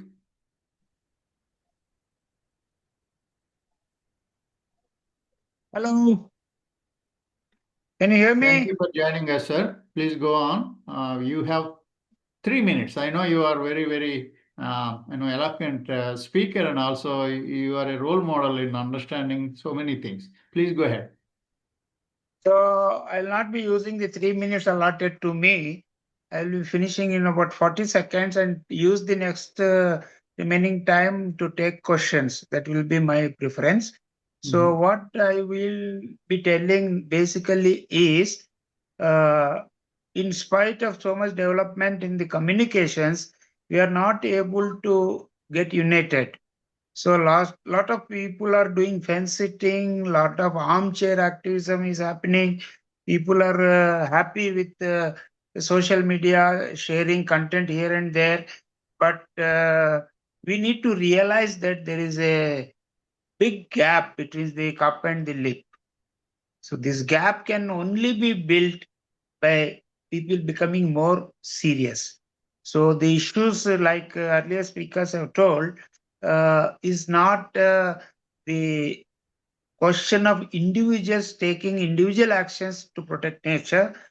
In my sincere belief, that tipping point is already crossed. Irrespective of what individuals do at the rate of the present awareness that we are able to generate and the conversion rate from that awareness into action. Keeping these two things in mind, we will not be able to solve the climate crisis issue by individual actions. So we definitely need at bigger level, at policy, at government's level, at the regional cooperations like SARC, which is now defunct. All these things should happen. For this, people, if they are content by just being sitting on a fence, still enjoying the position of to jump this side or that side, or just forwarding some messages, that won't do. They need to get into action. That's what the point I want to tell. So a lot of talk, no walk.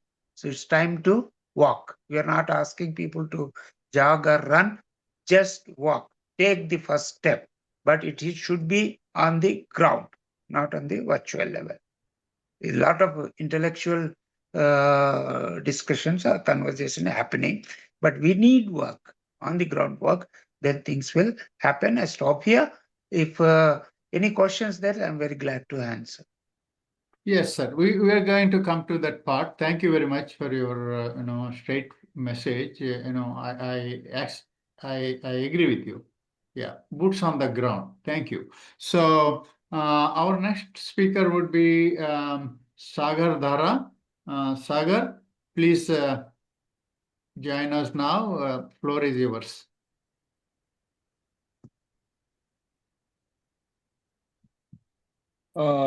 Yeah, can you hear me?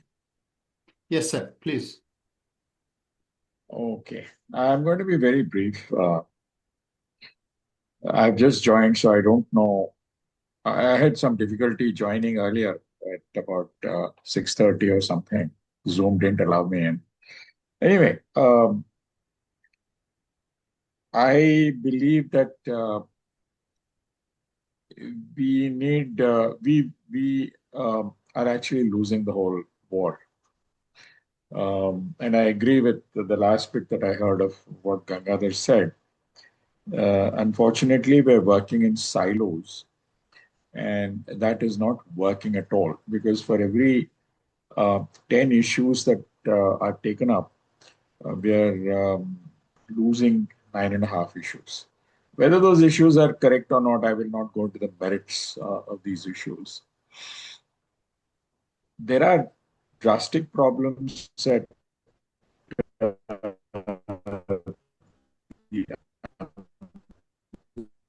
understanding of what is an environment, from what is the meaning of injury. Injury can be caused, and still say that we are sustainable as a society, is yet a very open question. And in fact, very few people are even discussing it.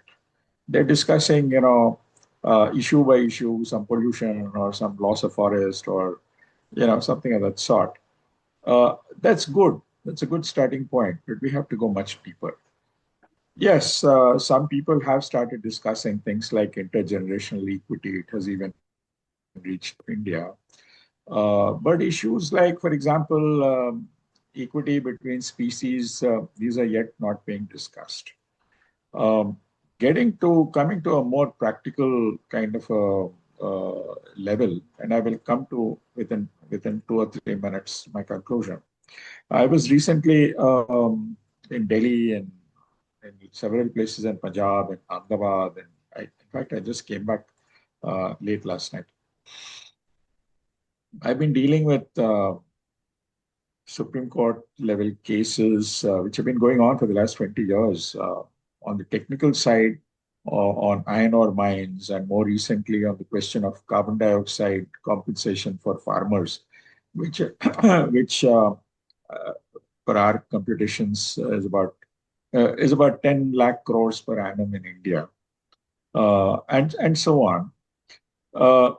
Now, unless we identify issues which can link various movements, I don't think we are going to succeed. And I think that is one of the major problems that we need to really start talking about.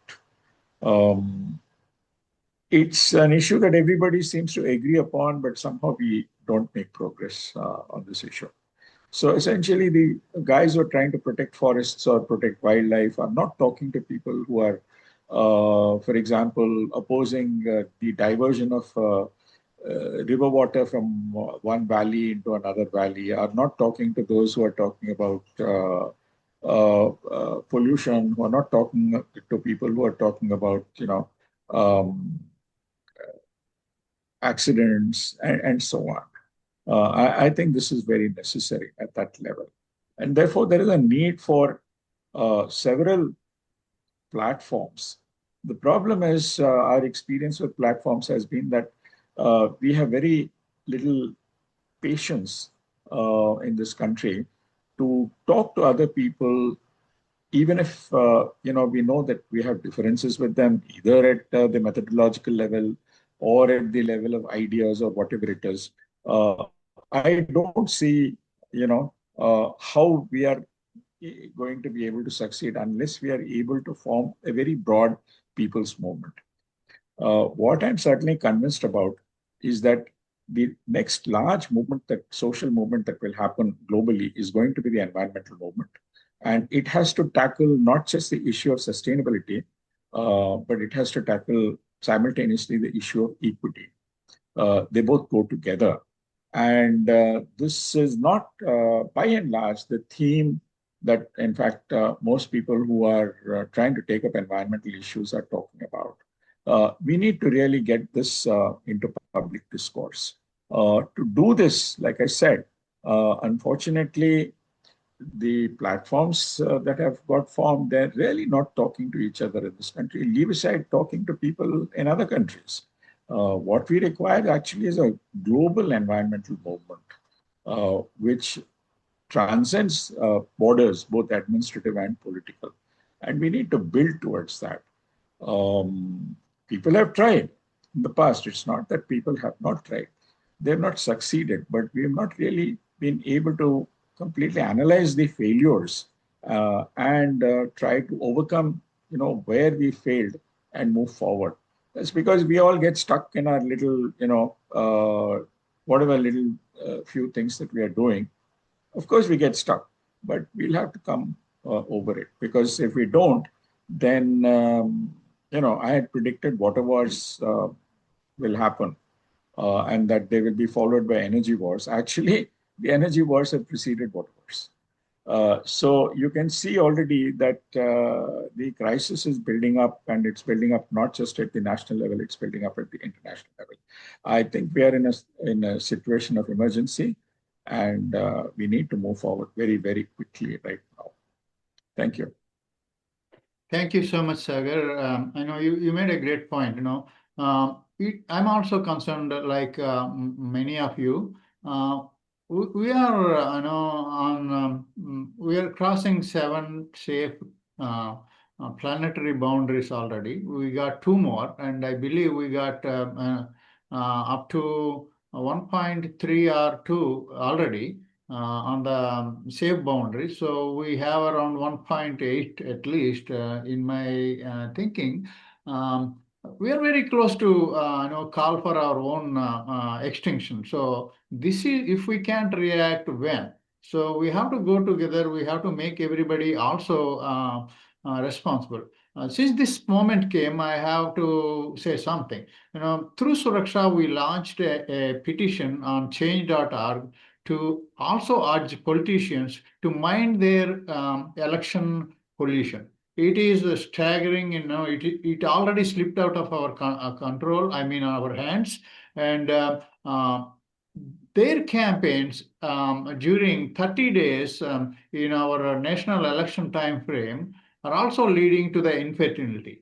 And some of the politicians also started asking public to give more birth to more kids. So we cannot swing this both sides, right? So let's make politicians also responsible and be part of it, and we have to create a mechanism. I know we involved in some groups where we are reaching out to politicians to put these things in their what we call manifestos, to begin with and stick to that. So this is time for change, and we need to push them to work for us, not the other way around. Thank you so much. So who is next? Nirmala Garu?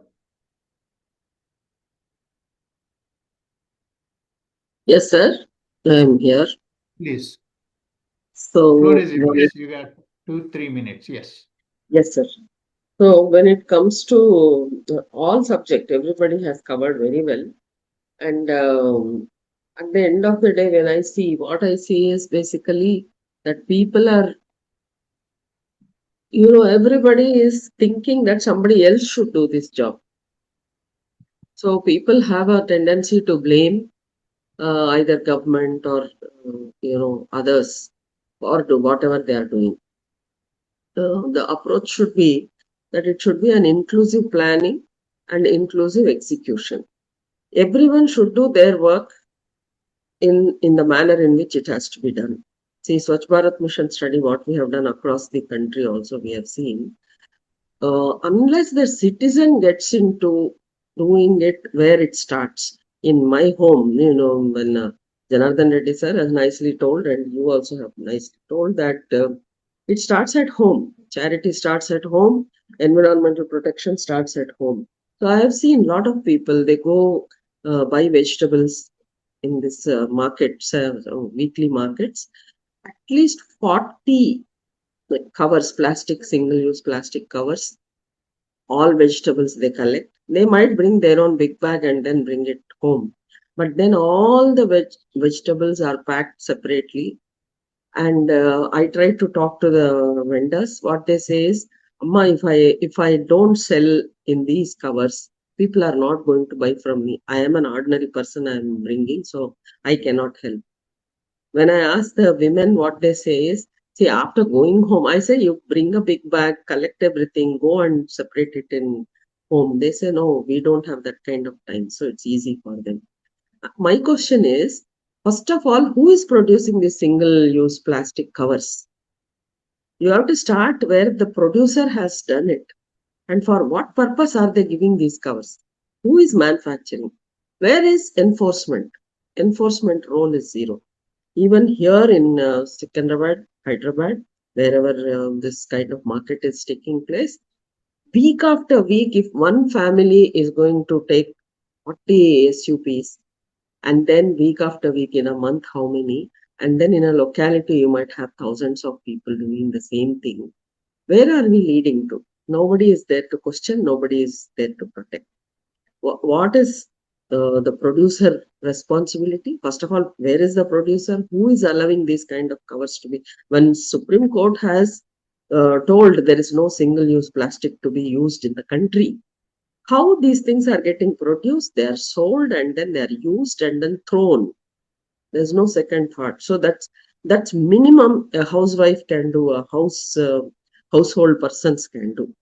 Wet waste, dry waste segregation is never happening. At least, even though now people are talking of 4 bins, forget about 4 bins. 2 bins are also not bins. If I train my servant maid to separate these things and my family members, what Janardhana Reddy sir did, the exactly same thing we all do. Ban 2 bins minimum. I'm not even thinking of 4. They say, my servant maid says, Amma, when I take it and dump it in the common place, that is only 1 bin. So she thinks that I am a fool to separate here and then take it and see, in US you are there. So you have one separate day collection for dry waste, another separate day collection for wet waste, which comes to your front of your house. I've seen my son and daughter-in-law, they give utmost prominence to the separation and then they also to place it before their house. So we are lacking a lot. And the third point I want to say is, sir has talked about how we also work for Bill and Melinda Gates Foundation, where you are talking about, fecal sludge and the water that is used for ablutions are being treated. And then Bill and Melinda Gates Foundation has come with a machine where they process this entire thing. And there is a YouTube reel which shows very clearly that Bill Gates himself drinking that water. which is from this. That looks very, very, for us it's unbearable. At least everybody, despise that. I am not taking you go and drink it, but what I'm saying is use it for something else. Minimum, sir, minimum. At household, you are using the water filters.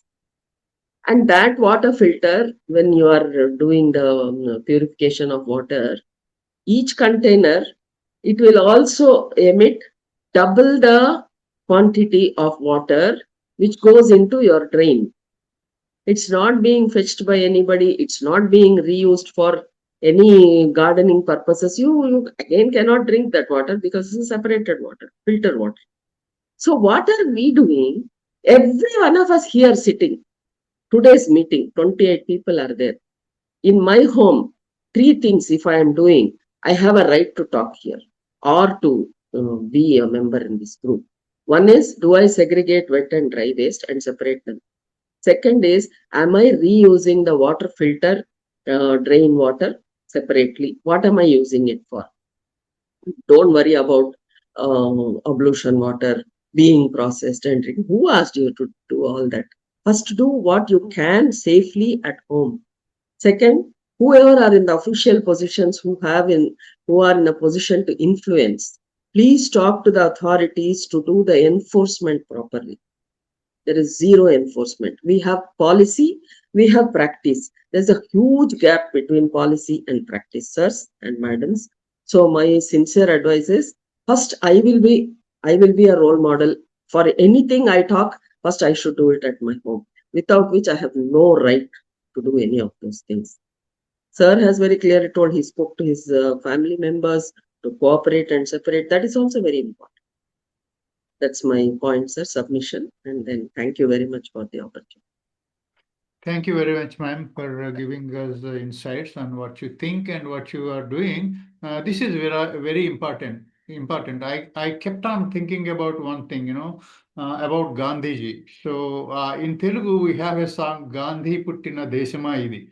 We are actually in a worse situation environmentally than ever. So the reality here is in around 1935, Gandhiji said, any extractive process or methods or industries would not make any country better. No, I'm extending on what he has said. Now, this is even UN brought up this kind of sustainability thing.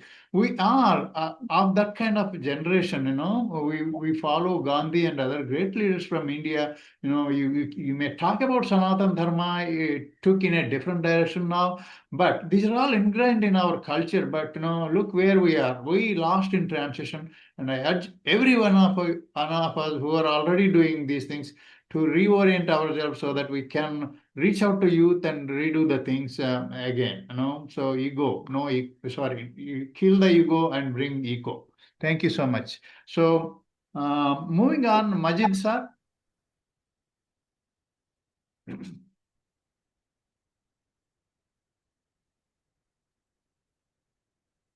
Majid sir, are you there? Yes, sir, I am here. Thank you, sir. Yeah. I think we would love a to lot see of you, people, sir. Please all of us. open your video also if possible. One second, sir. Yes, sir. Great. Thank you so much, sir. Yeah. Okay. I think many people have said many things. I have very little knowledge about this environmental thing, but still I want to say that in the context, in the Indian context, the main deficiencies are often not lack of environmental laws or policies, like everybody said, but gaps in implementation and enforcement, planning and public participation. These are the gaps. These are the gaps in the between the actions and the laws, because and also environmental more livable. What make environment more livable for all of us is air pollution control. Many Indian cities continue to experience hazardous air quality due to vehicle emissions, industrial pollution, and all. And deficiencies are weak in enforcement of emission standards. inefficient public transport coverage in many cities. And the other thing is water management. India faces both water scarcity and water pollution. So the deficiencies are untreated sewage entering rivers and lakes, that making rivers and water is undrinkable, groundwater over extraction, poor rainwater harvesting, that is harvesting implementation is not there, it is next to none. In some communities, gated communities, they do that, but also very next to none, very negligible level. And also the urban planning and green spaces. Rapid urban growth often occurs without adequate environmental planning. So we need to take care of that also. And forest and biodiversity conservation. India has rich biodiversity, but faces increasing pressures. Habitat fragmentation from roads, railways, and development projects. And enablers, as I see, the enablers for priority actions which are also enable the environment to become livable for all of us. And universal sewage treatment and river restoration, strong urban air pollution control, and that needs to be paid attention to. A livable environment is not only about reducing pollution, it also involves ensuring clean air, safe water, accessible green spaces, sustainable resource use. And these are all very important. And I'm very, I don't have much knowledge about that, but whatever I read from that, I have grasped that, and I have told those things in this meeting here. But with your guidance and also Janardhana Reddy sir's guidance, I am trying to involve myself and also trying to learn more about it. And also in our, I am from a village, so I am trying to replicate some of the things which are being done by some of our colleagues in this meeting.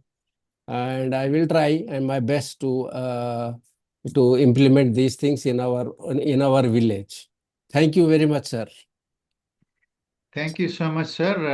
And you know many issues already. You're also with us. It's not that you are humbly saying that you don't know, but you know many things. Thank you for that. We are all with you on those things, and we are in fact co-learning and unlearning also. And let me invite Saurabh. Saurabh, are you there? You got your 2 minutes. Thank you. Saurabh? So, Mani Rao garu.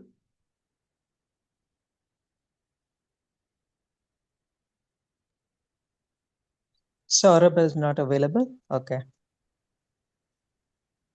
He probably needs a platform. Yeah, please go ahead, Mani Rao garu.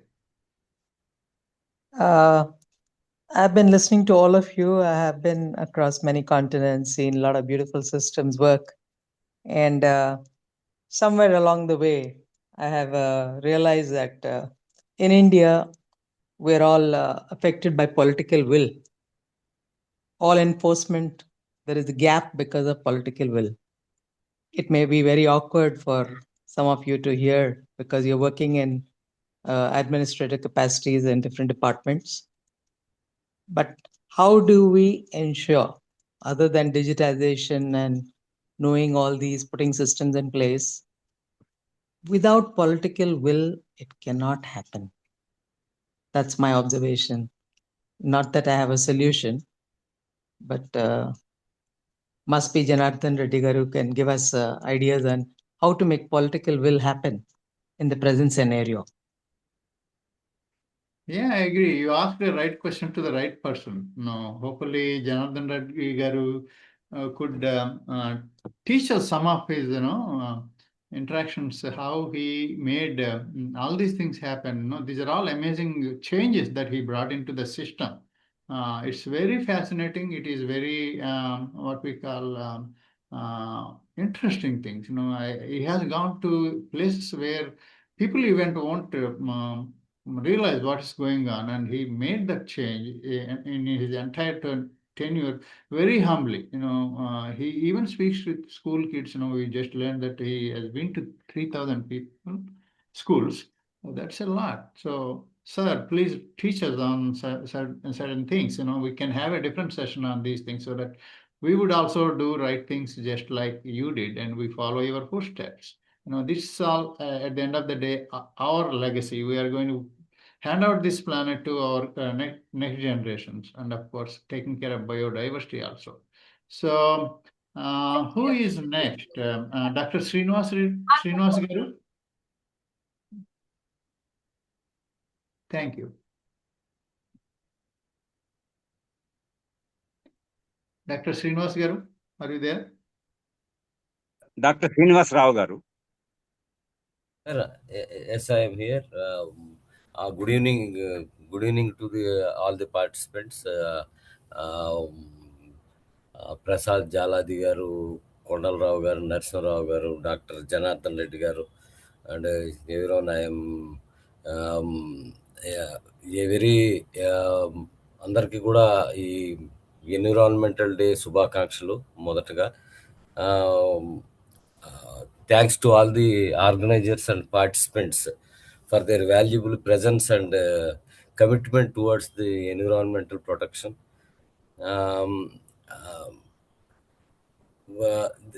Everything is okay, as the madam is like the madam is saying, the enforcement authorities are very weak. That is very unfortunate. The laws are there, the systems are there, but the enforcing authorities are very weak. The government should focus on the enforcement. Just now the one madam is saying, without political will, without their will, the possibility of overcoming all those things is a mere just for this thing. We cannot go further without the strong enforcement and task force in the pollution, eradication of this pollution. In spite of the very good laws, environmental laws and regulations, ineffective enforcement and inadequate institutional strength of these bodies, even we are seeing for the last 5 years, the NGT is simply remain like a skeleton body. Earlier, we witnessed very severe actions from NGT. Now we are not finding such dynamism in the NGT judgments or NGT activities. The environmental security deserves the same seriousness as national security. The damage caused due to wars and this thing will be much more less than the pollutions can create such a devastation. The government should take on a serious note on this, and they should prioritize the environmental protection than the defense. That is the time of the our next the mines and minerals. About I read in article that the eastern and central part of the India, about 4 lakh acres forest land was allotted for the mining and this thing, mines and minerals exploration for the last 10 years. In that this thing, already 40% of the land was already tackled for the exploration of these mines.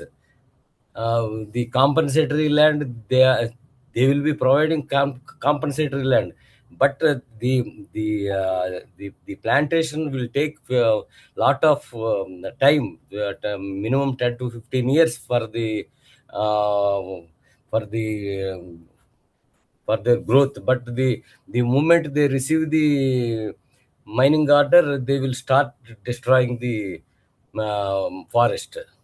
The that gap should be um, taken care by the government bodies. There should be separate laws for that. After raising the plantation to some extent only, they have to start the mining like that. uh, these are that is the very serious concern. Wow, exploring the mines is a very serious this thing. For the usage of the internal usage, okay. For export purpose, they are spoiling the environment. At the same time, they are spoiling the resource of the nation for the next generation. That is a very serious concern. That is, let us work together to strengthen environmental governance and adopt sustainable lifestyle. We have to start it from our uh, our house and our vicinity initially, from lifestyle for a cleaner, greener, and healthier planet for future generations. Thank you. Thank you so much, sir. Uh, Working in mining with carefulness is also important. These mines are increasing the temperatures, like Singareni mine and other things are, people do not know the pollution. Involved in some of the Stanford studies, and I am shocked to know that there is something pH like, minus. I never heard of those things. They were talking about minus. Uh, 7 to 10 from coal mining. So if it is happening in this part of the world, I'm sure that it is happening in our India also. So people do not know. Actually, just to let you know, those folks, the research folks, this happened 20 years ago. They were researching in collecting that water so that they can easily use that highly acidic liquid to generate power, so like in our batteries, right, inverters, so on and so forth. I don't know what happened to that project, but if the water from mining in coal mining is in minus, imagine what is going on to the soil there and the crops there and our health at large. So this is mind-boggling. Other things are heartbreaking anyway. So thank you so much for bringing that up. And Dr. B. Subbarao garu, sorry, I want to give you appropriate time. I did not realize that you are hiding. My apologies.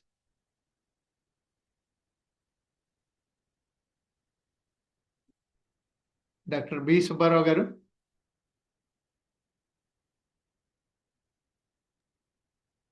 I think he has left 20 minutes ago. Yeah. Okay. So, Dattu Pant ji.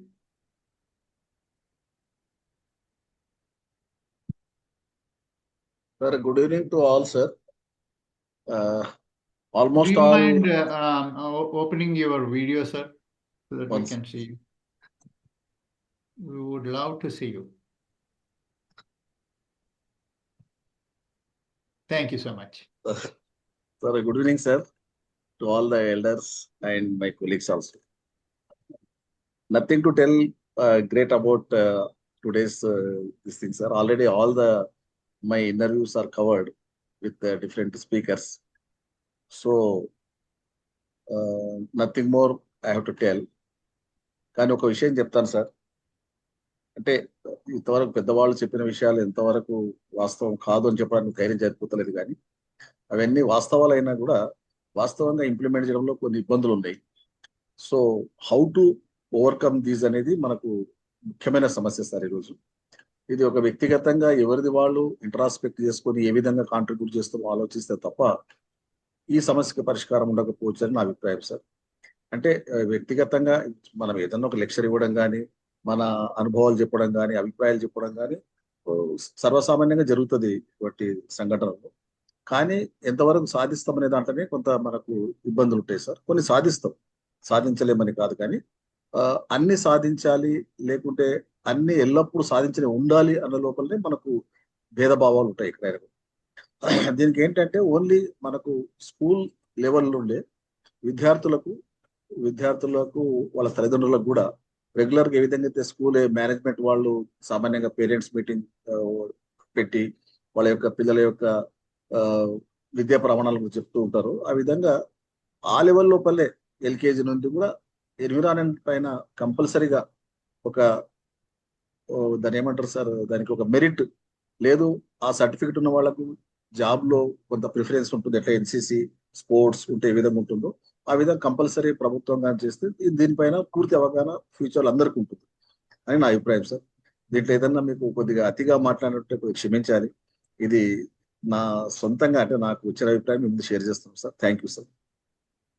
అతిగా ఏం మాట్లాడలేదు sir Dattu గారు. మీరు you know రకరకాల ధారాలు వస్తేనే మనం ముందుకు వెళ్తామండి. Diversity is important also. విచారధార ఇవన్నీ కలుపుకు వెళ్ళాలి. కాకపోతే ఈ గోస్ ఫ్లై అన్ఫార్చునేట్గా దాన్ని మనం ఎలా మేనేజ్ చేసుకుంటాం అనేది కూడా ఇంపార్టెంట్ అండి. పద్మా నంద్యాల గారు. పద్మా నంద్యాల గారు.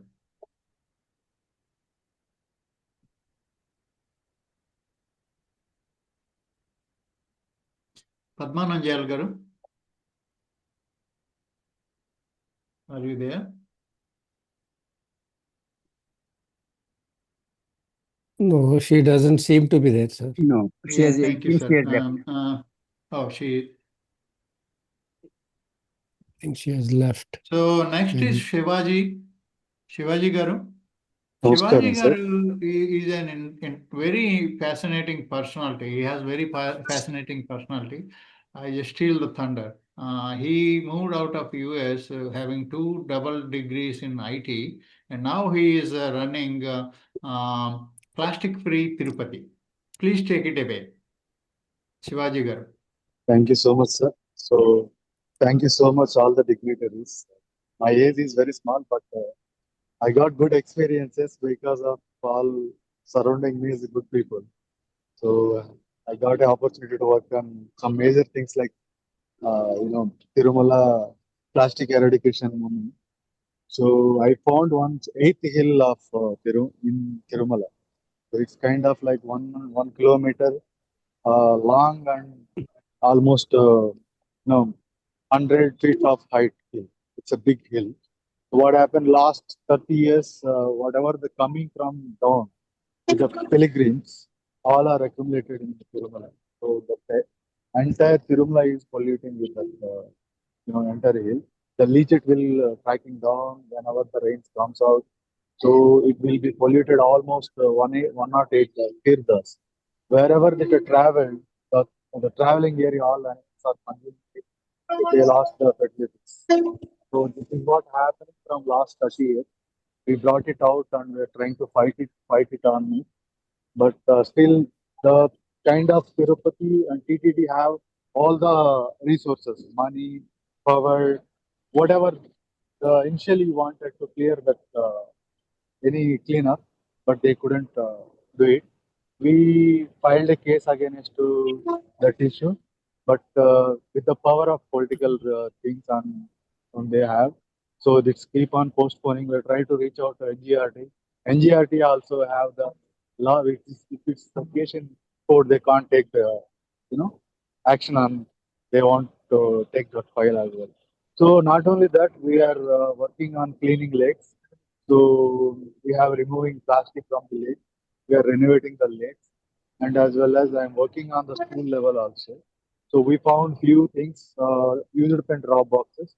So every year for each student, throwing almost 40 pens away from his pocket on the ground.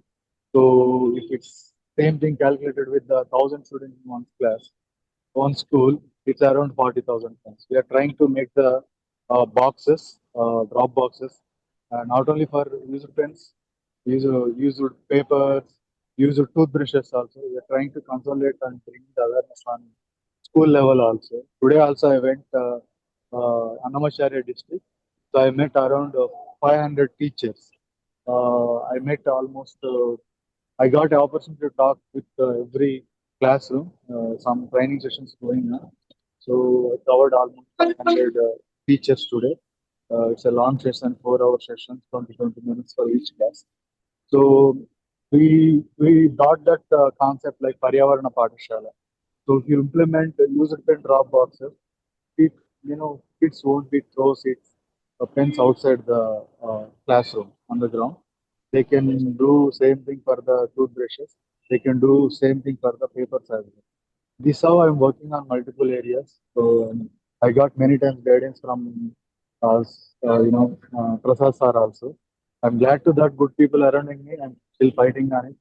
So working on it on my strength. So thank you so much for the opportunity. I'm very glad to meet you all. Thank you so much. Thank you so much, Shivaji Garu.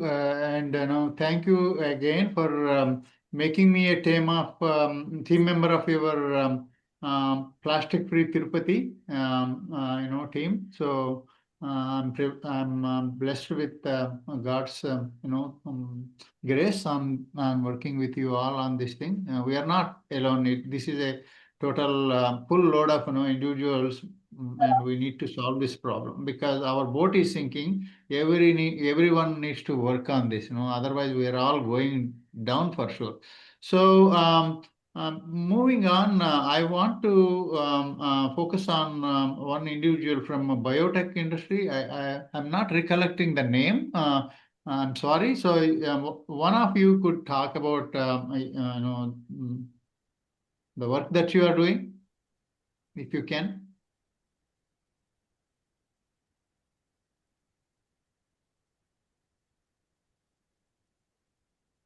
Shall I? Yeah. Yes, please go on. I just want to share my thought.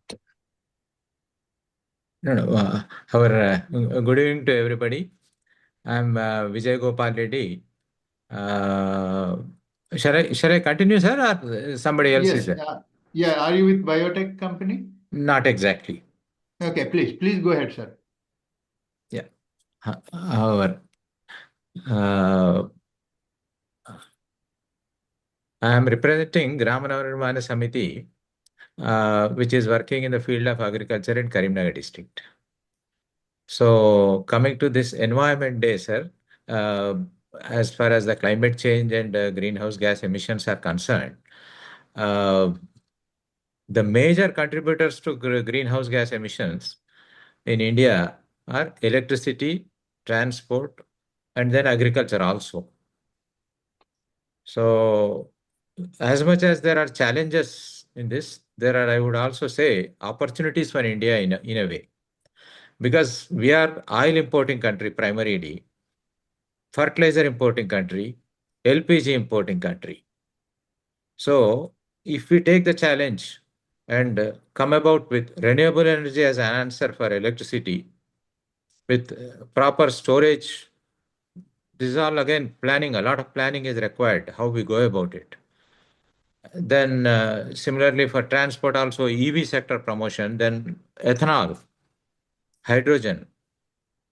So technology is the answer. Similarly, when you come to agriculture, agriculture contributes to about more than 20% of the greenhouse gases today. Because a lot of urea for chemical fertilizers that we consume. And if you take Telangana in particular, now paddy has become the primary crop.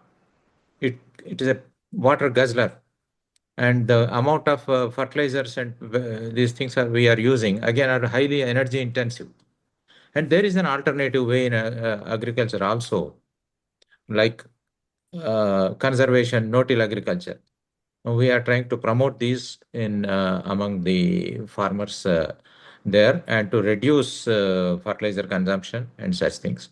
So I just wanted to flag these issues apart from when it comes to the cities. Now, half of Telangana is now living in cities. The management of, especially the waste management and the civic discipline is totally lacking. For instance, now Hyderabad has become the highest methane emitting city in India and 4th highest in the world. We hold this dubious record. So this largely goes to the way we are managing our wastes. Not only at the personal level, but as a community. Unfortunately, Janardhana Reddy garu vittunnaru ledu teliyadu. He was also heading the GHMC. Now, there is a lot of transformational change that needs to be done in all these things. Similarly, now the biggest another factor this year that has now come about is the UV index. Now in India, lastly, it is about 11, 12, which is a major health risk factor. Now, once again, contributing factors are this methane emissions being so high and our ozone layer getting thinner. Naturally, UV index will be. So there is a situation that we all have to wake up and unless Babu Rao garu cheppinattuga policy initiatives majorగా government side నుండి రాకపోతే changing all these things at personal level are difficult. So, and once again, there are green shoots like carbon credits is a very good decarbonizing methodology. Now, Europe is adopting CBAM, Carbon Border Adjustment Mechanism, for any goods being imported into Europe. Such sustainability measures and incentivization also has to be is required in every field, so that some good measures are taken up, sir. Flagging these things, and on the other side, containing things like sand mining. This is a very, very bad practice that where our regulators don't work at all. And similarly in urban planning, where now, for instance, in our government is permitting, they have removed FSI. And with the consequence, we are building 50-story buildings where transportation is becoming a bottleneck. And we are compounding the problem of pollution in the city. So such things should be changing. We all should work towards such changes, I believe, sir. Thank you. Thank you so much, sir. You said it right. So actually, Iran war gave India a golden opportunity to get up of these chemical fertilizers and also CNG, etc. And especially in farming, having Andhra Pradesh won world award on organic farming, we need to look into that thing. These are all happening because of the involvement of the politicians also. Some of these people are not bad people, but the thing is, the politicians' game now is to how to get elected next time. So we have to bring them down to earth from that mode, including having a participatory responsibility in how they are campaigning. Including mitigating plastics, etc., in their use, in their campaign programs, etc. And this is golden opportunity. We can use solar, to mitigate, fossil fuels, etc. In cities like Hyderabad, we can create microgrids, and we could do a lot of things on agriculture side also. Slogans won't take us anywhere. As you said, we have to put boots on that ground, and that is very important. Thank you so much, sir. Am I missing anybody now? Saurabh, are you still there? I know we are reaching out to the fag, and thank you for sticking out. Yeah, please go ahead, sir. Yeah, I'm Ratan Kumar, assistant professor in physics. From my perspective, from the previous speaker, Vijay Gopal Reddy has told, electricity is one of the cause of the pollution. So by using as an individual in our college also, I have set up motion sensors, day-night sensors, or several types of sensors we can use in government offices, educational offices, like that. Because I have seen in IITs, they will use the sensors and solar cells they will use. So whereas in government offices, they will get free electricity. So maybe they may implement a change sensor-based lightning system. I will use all places sensors in my home, and similarly, sensor-based water motor systems. So many people observe waste water because of lack of just a small instrument like a timer. Just if you set up the timer for it will cost around 1,000 rupees like that. It will save so much water. Small with low cost around 5,000 or 3,000. At the large scale, if it can be done, it will enhance energy saving very much. And not only that, water also like that.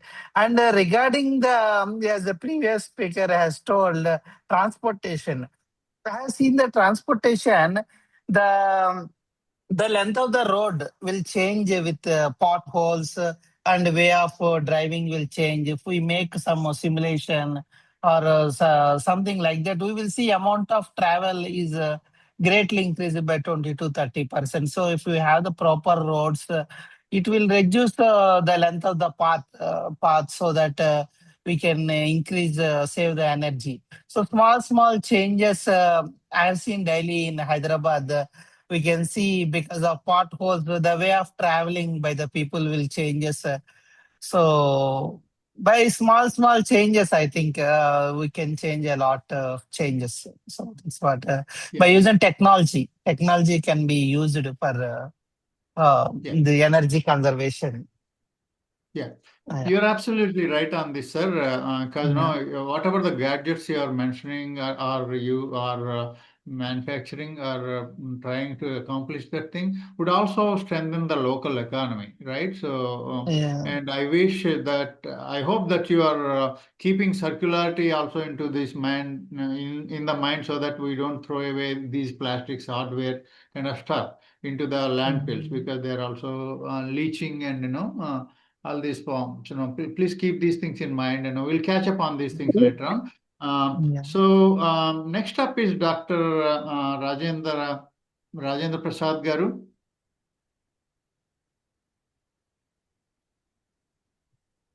Sir, could you please take the floor?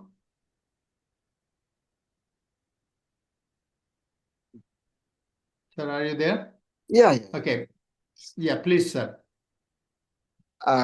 Good evening, everyone. And I am Dr. Rajendra Prasad, working as a professor and HOD of Information Technology in NRI Institute of Technology, deemed to be University at Vijayawada. And happy Environmental Day for everyone, honorable members. And this is the first time I'm attending the meeting. And it is very good effort from all the honorable members regarding their consent on environmental protection.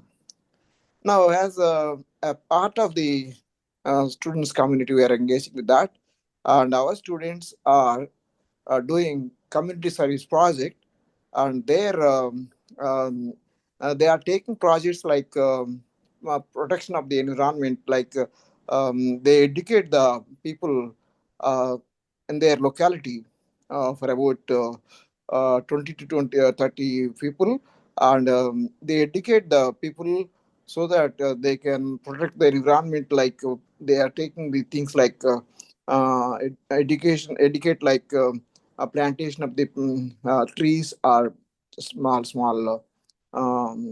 plants, and cleaning of their surroundings, and wastage usage, how to convert them into manures, like that. They are doing well, and they are submitting their reports also for us, and we are giving them marks, and we are this is a mandatory course for them. And another part of my saying is that everyone has to, if possible, they can install solar panels in their home, and so that the current they can produce with the natural resource from the sun rays. I think thanks for giving the opportunity, Prasad Garu. Thank you very much. Prasad Garu. Thank you very much, sir. You are very welcome, sir. Unfortunately, I'm muted. So, sir, we are ending. We are coming to the fag end, and thank you for your time. I think we have one or two could we hear from them real quick and wrap it up? I know it is it is more than 2 hours already. So are you okay with that? Mr. Saurabh Kumar is there. Yes, sir. Please come on, sir.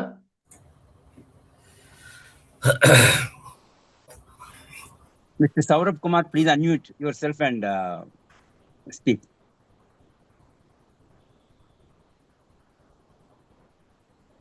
Yeah, I think Saurabh not responding. Saurabh, are Yeah, you yeah. there? Okay. Yeah. Sir, please go. He's responding. Yeah. Yes, yes. Please respond, Mr. Saurabh. Hello. Actually, a lot of the panelists are serious for me, and I have to learn more from you all. And I just stay while sir was presenting the slide, I was just looking forward to connecting more people from my cities, including Varanasi and other UP part, Western North India part. So in CBC board and Uttar Pradesh board, connecting with the Madhya Shiksha Parishad board, I am just collaborating with them to work on the eco clubs to enhance the environmental sustainable programs, working on the basic goal and the carbon credit systems, and encouraging encouraging principals, so they can add green marks in school so that children can encourage. No, so these are the things which I am working in my cities. So there are a lot of panels for there. So in the slide there, everything was mentioned. So working on the ground is very crucial for me. So to Suraksha, I'm very grateful and thankful. Thank you so much, Saurabh. We have one speaker, I think, from biotech side. If you could come up, we can wrap the program.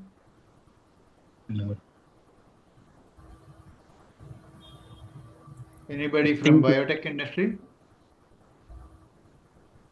Mr. Naga Narala is there. Yeah, if he would like to speak, we can give him a chance, sir, real quick, and otherwise we can go for wrapping up the program and vote of thanks.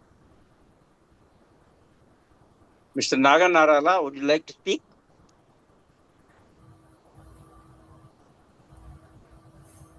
Yeah, it seems he is away. So Yeah. Yes. Yeah, thank you so much, Kondal Rao Garu and Narayan Rao Garu together.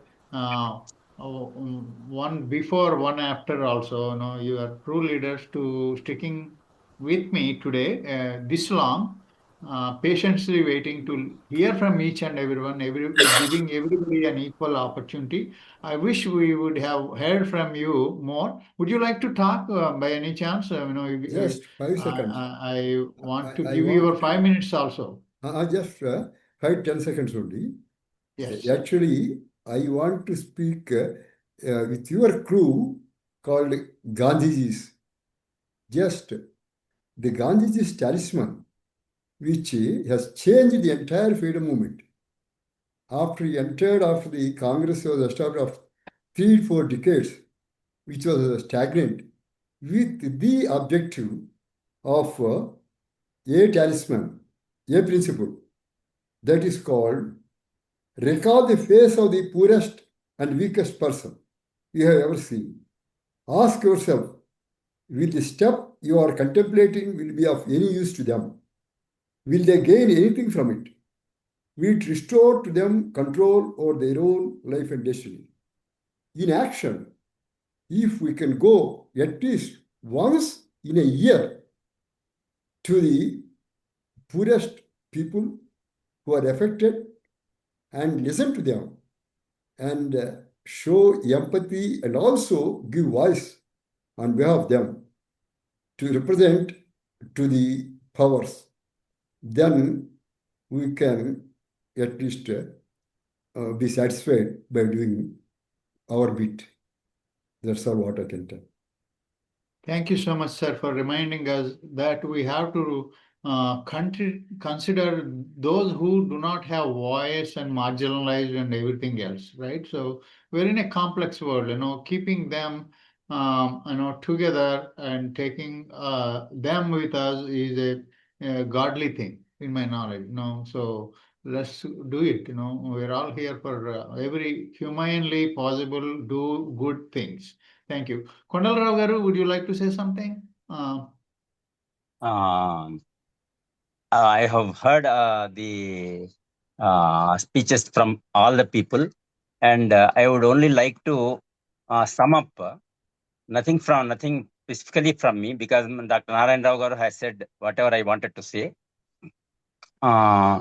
Particularly, Prasad Jaladi Garu gave a overview of the international situation and collaboration, the need for collaboration among different national and international institutions. And of course, we are collaborating with that Prasad Jaladi Garu from Environmental Justice Forum.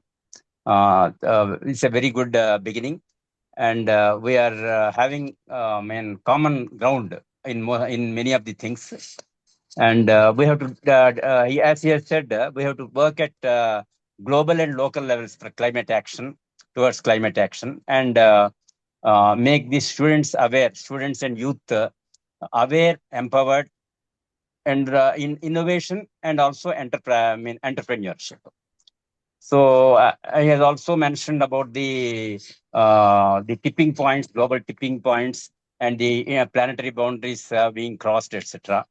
And Dr. Narayan Rao Garu has emphasized the importance of environmental justice and environmental justice to achieve environmental justice in the context of wide discrimination or disproportionate impact on the vulnerable and poor communities, and also the disadvantaged and marginalized communities, and the farming communities also. And he has also highlighted the importance of setting up a environmental justice commission and also environmental justice mission at the central government level, which will be supported at the state government levels also, and a dialogue with the politicians, so that particularly nothing can be moved without political support or political will.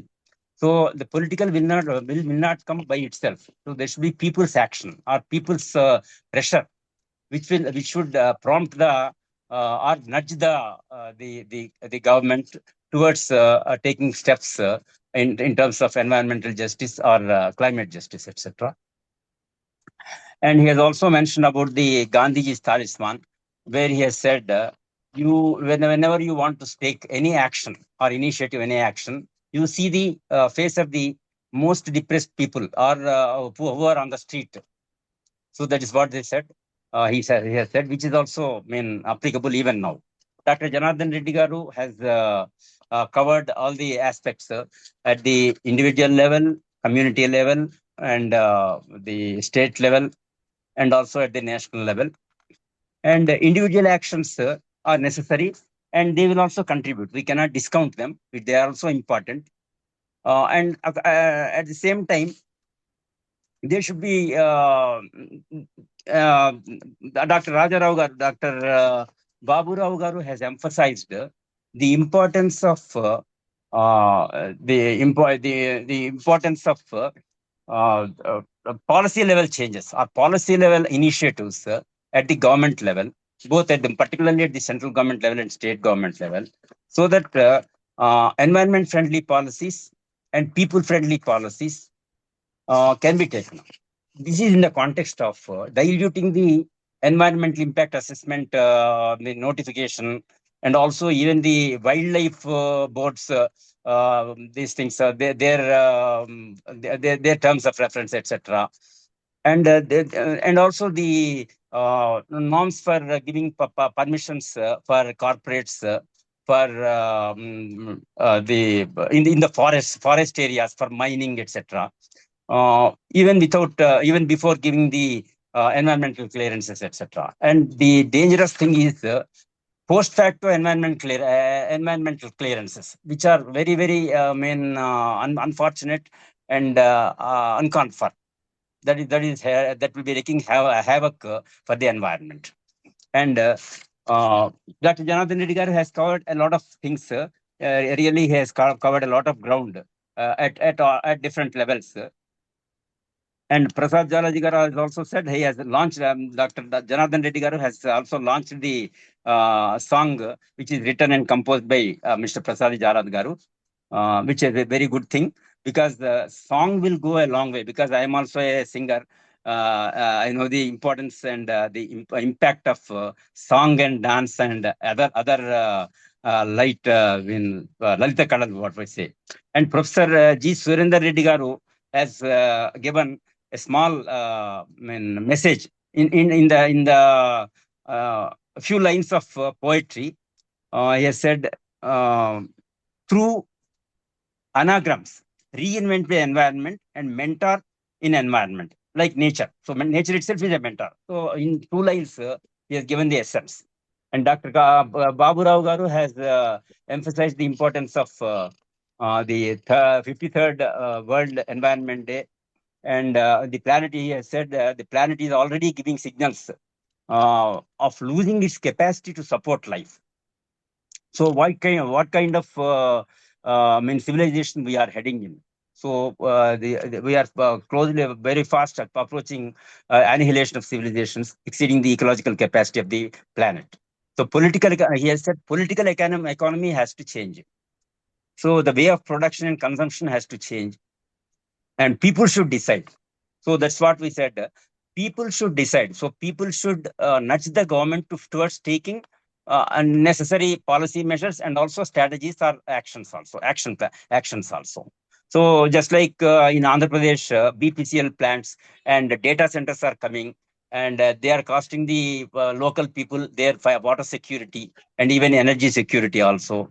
So tomorrow water wars are even now water wars are there, and tomorrow they will be more prevalent.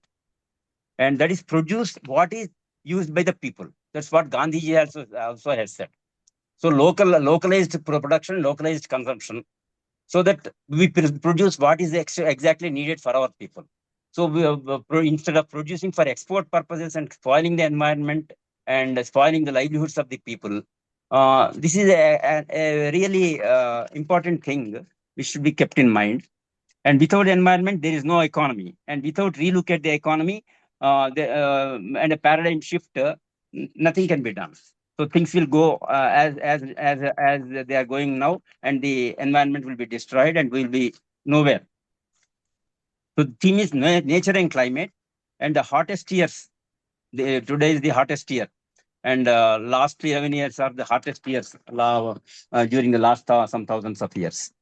So the primary focus should be pressurize the government and influence the policies, and wage the struggles to control the government policies, and learning that comes through effective struggles. So that's what he has highlighted. And the secondary focus should be on the individual and community level and other things. It is also necessary. It cannot be discounted, definitely, as Dr. Janardhana Reddy Garu and other speakers have said. Then Padmaja Punarb, she has, Mrs. Padmaja has mentioned or explained how she is transforming the solid waste scenario in and around Anakapalli, even in the villages also, by going for segregation and composting, and also for by cleaning the lakes, etc. That's a good practical example how a lady can or a person can transform the lives of the people around by transforming the lives of several self-help group women, etc. Gangadhar Pandya Garu had said the climate tipping points are already crossed. Some of them have already crossed, and he has also supported the caution of Dr. Babu Rao Garu. And Sagar Dhara Garu has said, we are losing the hope. We are working in silos, and we have to work in a unified manner, in a collaborative platform, so that we don't work in a tunnel-like things. And are we a sustainable society? So intergenerational equity and also between species, equity between species also should be looked at. Because we are always talking about the human beings. What about the other living beings, other species? When we are destroying the forest, we are destroying the nature, and we are destroying the ecosystems also. So that is also an important thing. And the SC cases are also going for years, the Supreme Court cases. And carbon dioxide compensation for farmers is also important. And it runs into some 10 lakh crores in India. And we have to identify issues and build platforms, common platforms, so that we can work together. And need for several platforms. So sustainability and equity he has emphasized. And Nirmala Samamurthy has also, Garu has also emphasized the importance of individual and community action. That is also necessary. There is nobody can discount that. It is also important. We should work at the individual level, community level, and also at the main state level, national level, etc. And Mr. Majid has also highlighted the various gaps in implementation of the various statutes and regulations, and the gaps in enforcement and implementation in regard to air pollution, water pollution, etc., the norms, etc.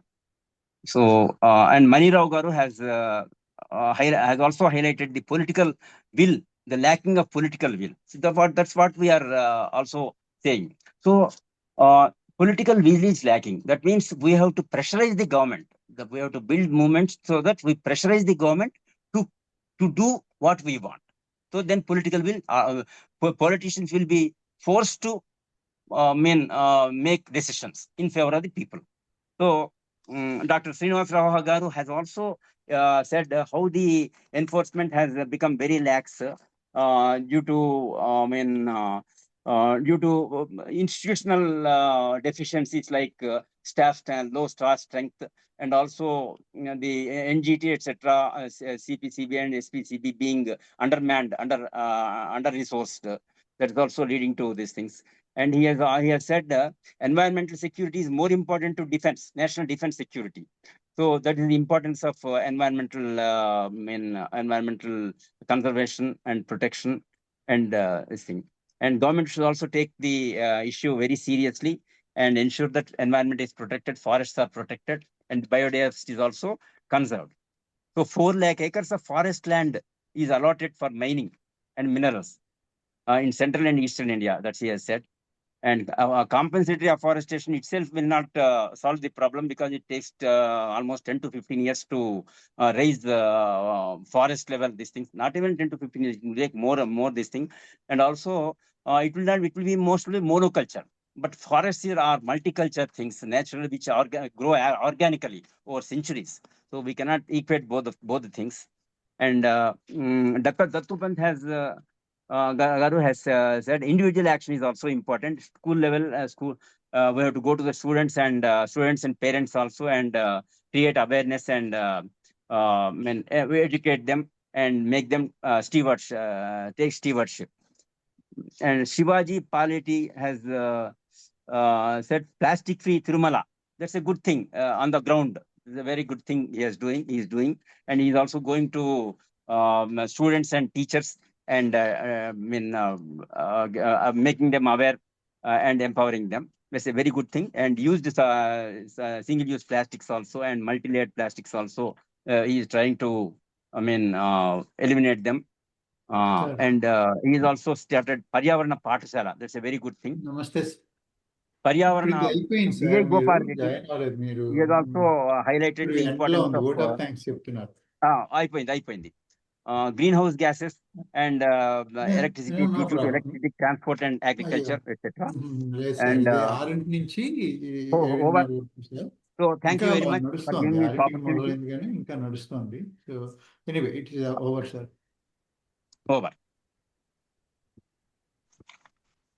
Sorry for my rant in between. I got a call from our guest who missed our meeting, so I forgot to mute myself. My apologies. So I think we covered a lot of ground, sir. It is time to say vote of thanks. Many people left already, and those who are all I know for sure they are our strong supporters and listening to us patiently, extending their goodwill to us, spending time with us, and we need to be mindful of their time also because we already overstretched our meeting time. So please go ahead and do vote of thanks, sir. Narayan sir or yourself, anybody? Kondarao చెప్తారు. Okay, thank you. So, we have had an excellent discussion by all the people, including the Dr. Janardhana Reddy garu and other eminent speakers and all other speakers also. So, I thank Mr. Prasad Jaladi garu, Dr. Narayan Rao garu, Dr. Janardhana Reddy garu, and all other eminent speakers and also other speakers also for their speeches and also for airing their views freely and frankly, so that we can get a feel of what we have to do, what are our responsibilities, etc. So I also thank all the people who have been listening across the world to this webinar. So I thank all, and it's an end of the program. Thank you very much.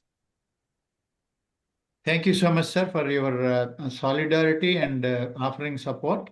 We will be doing more precise events in the near future. Thank you again for your kind support, both of you, Narayan Rao garu, Dr. Narayan Rao garu, and Kondal Rao garu. This means a lot for our organizations too. So I think this went really well with the discipline.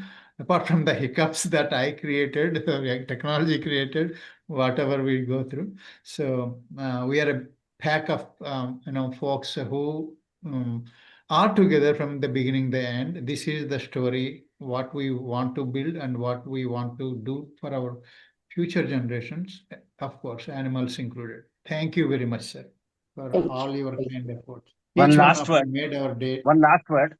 We express our heartfelt thanks to Suraksha.org and Prasad Jaladi garu for his initiation and for his excellent support throughout. Thank you very much. I also second Thank you, sir. Kondarao's statement. Thank you, sir. We made a good team. Thank you. Yes. Thank you. Thank you all. Good night. Thank you. Good night. Good night. Good day.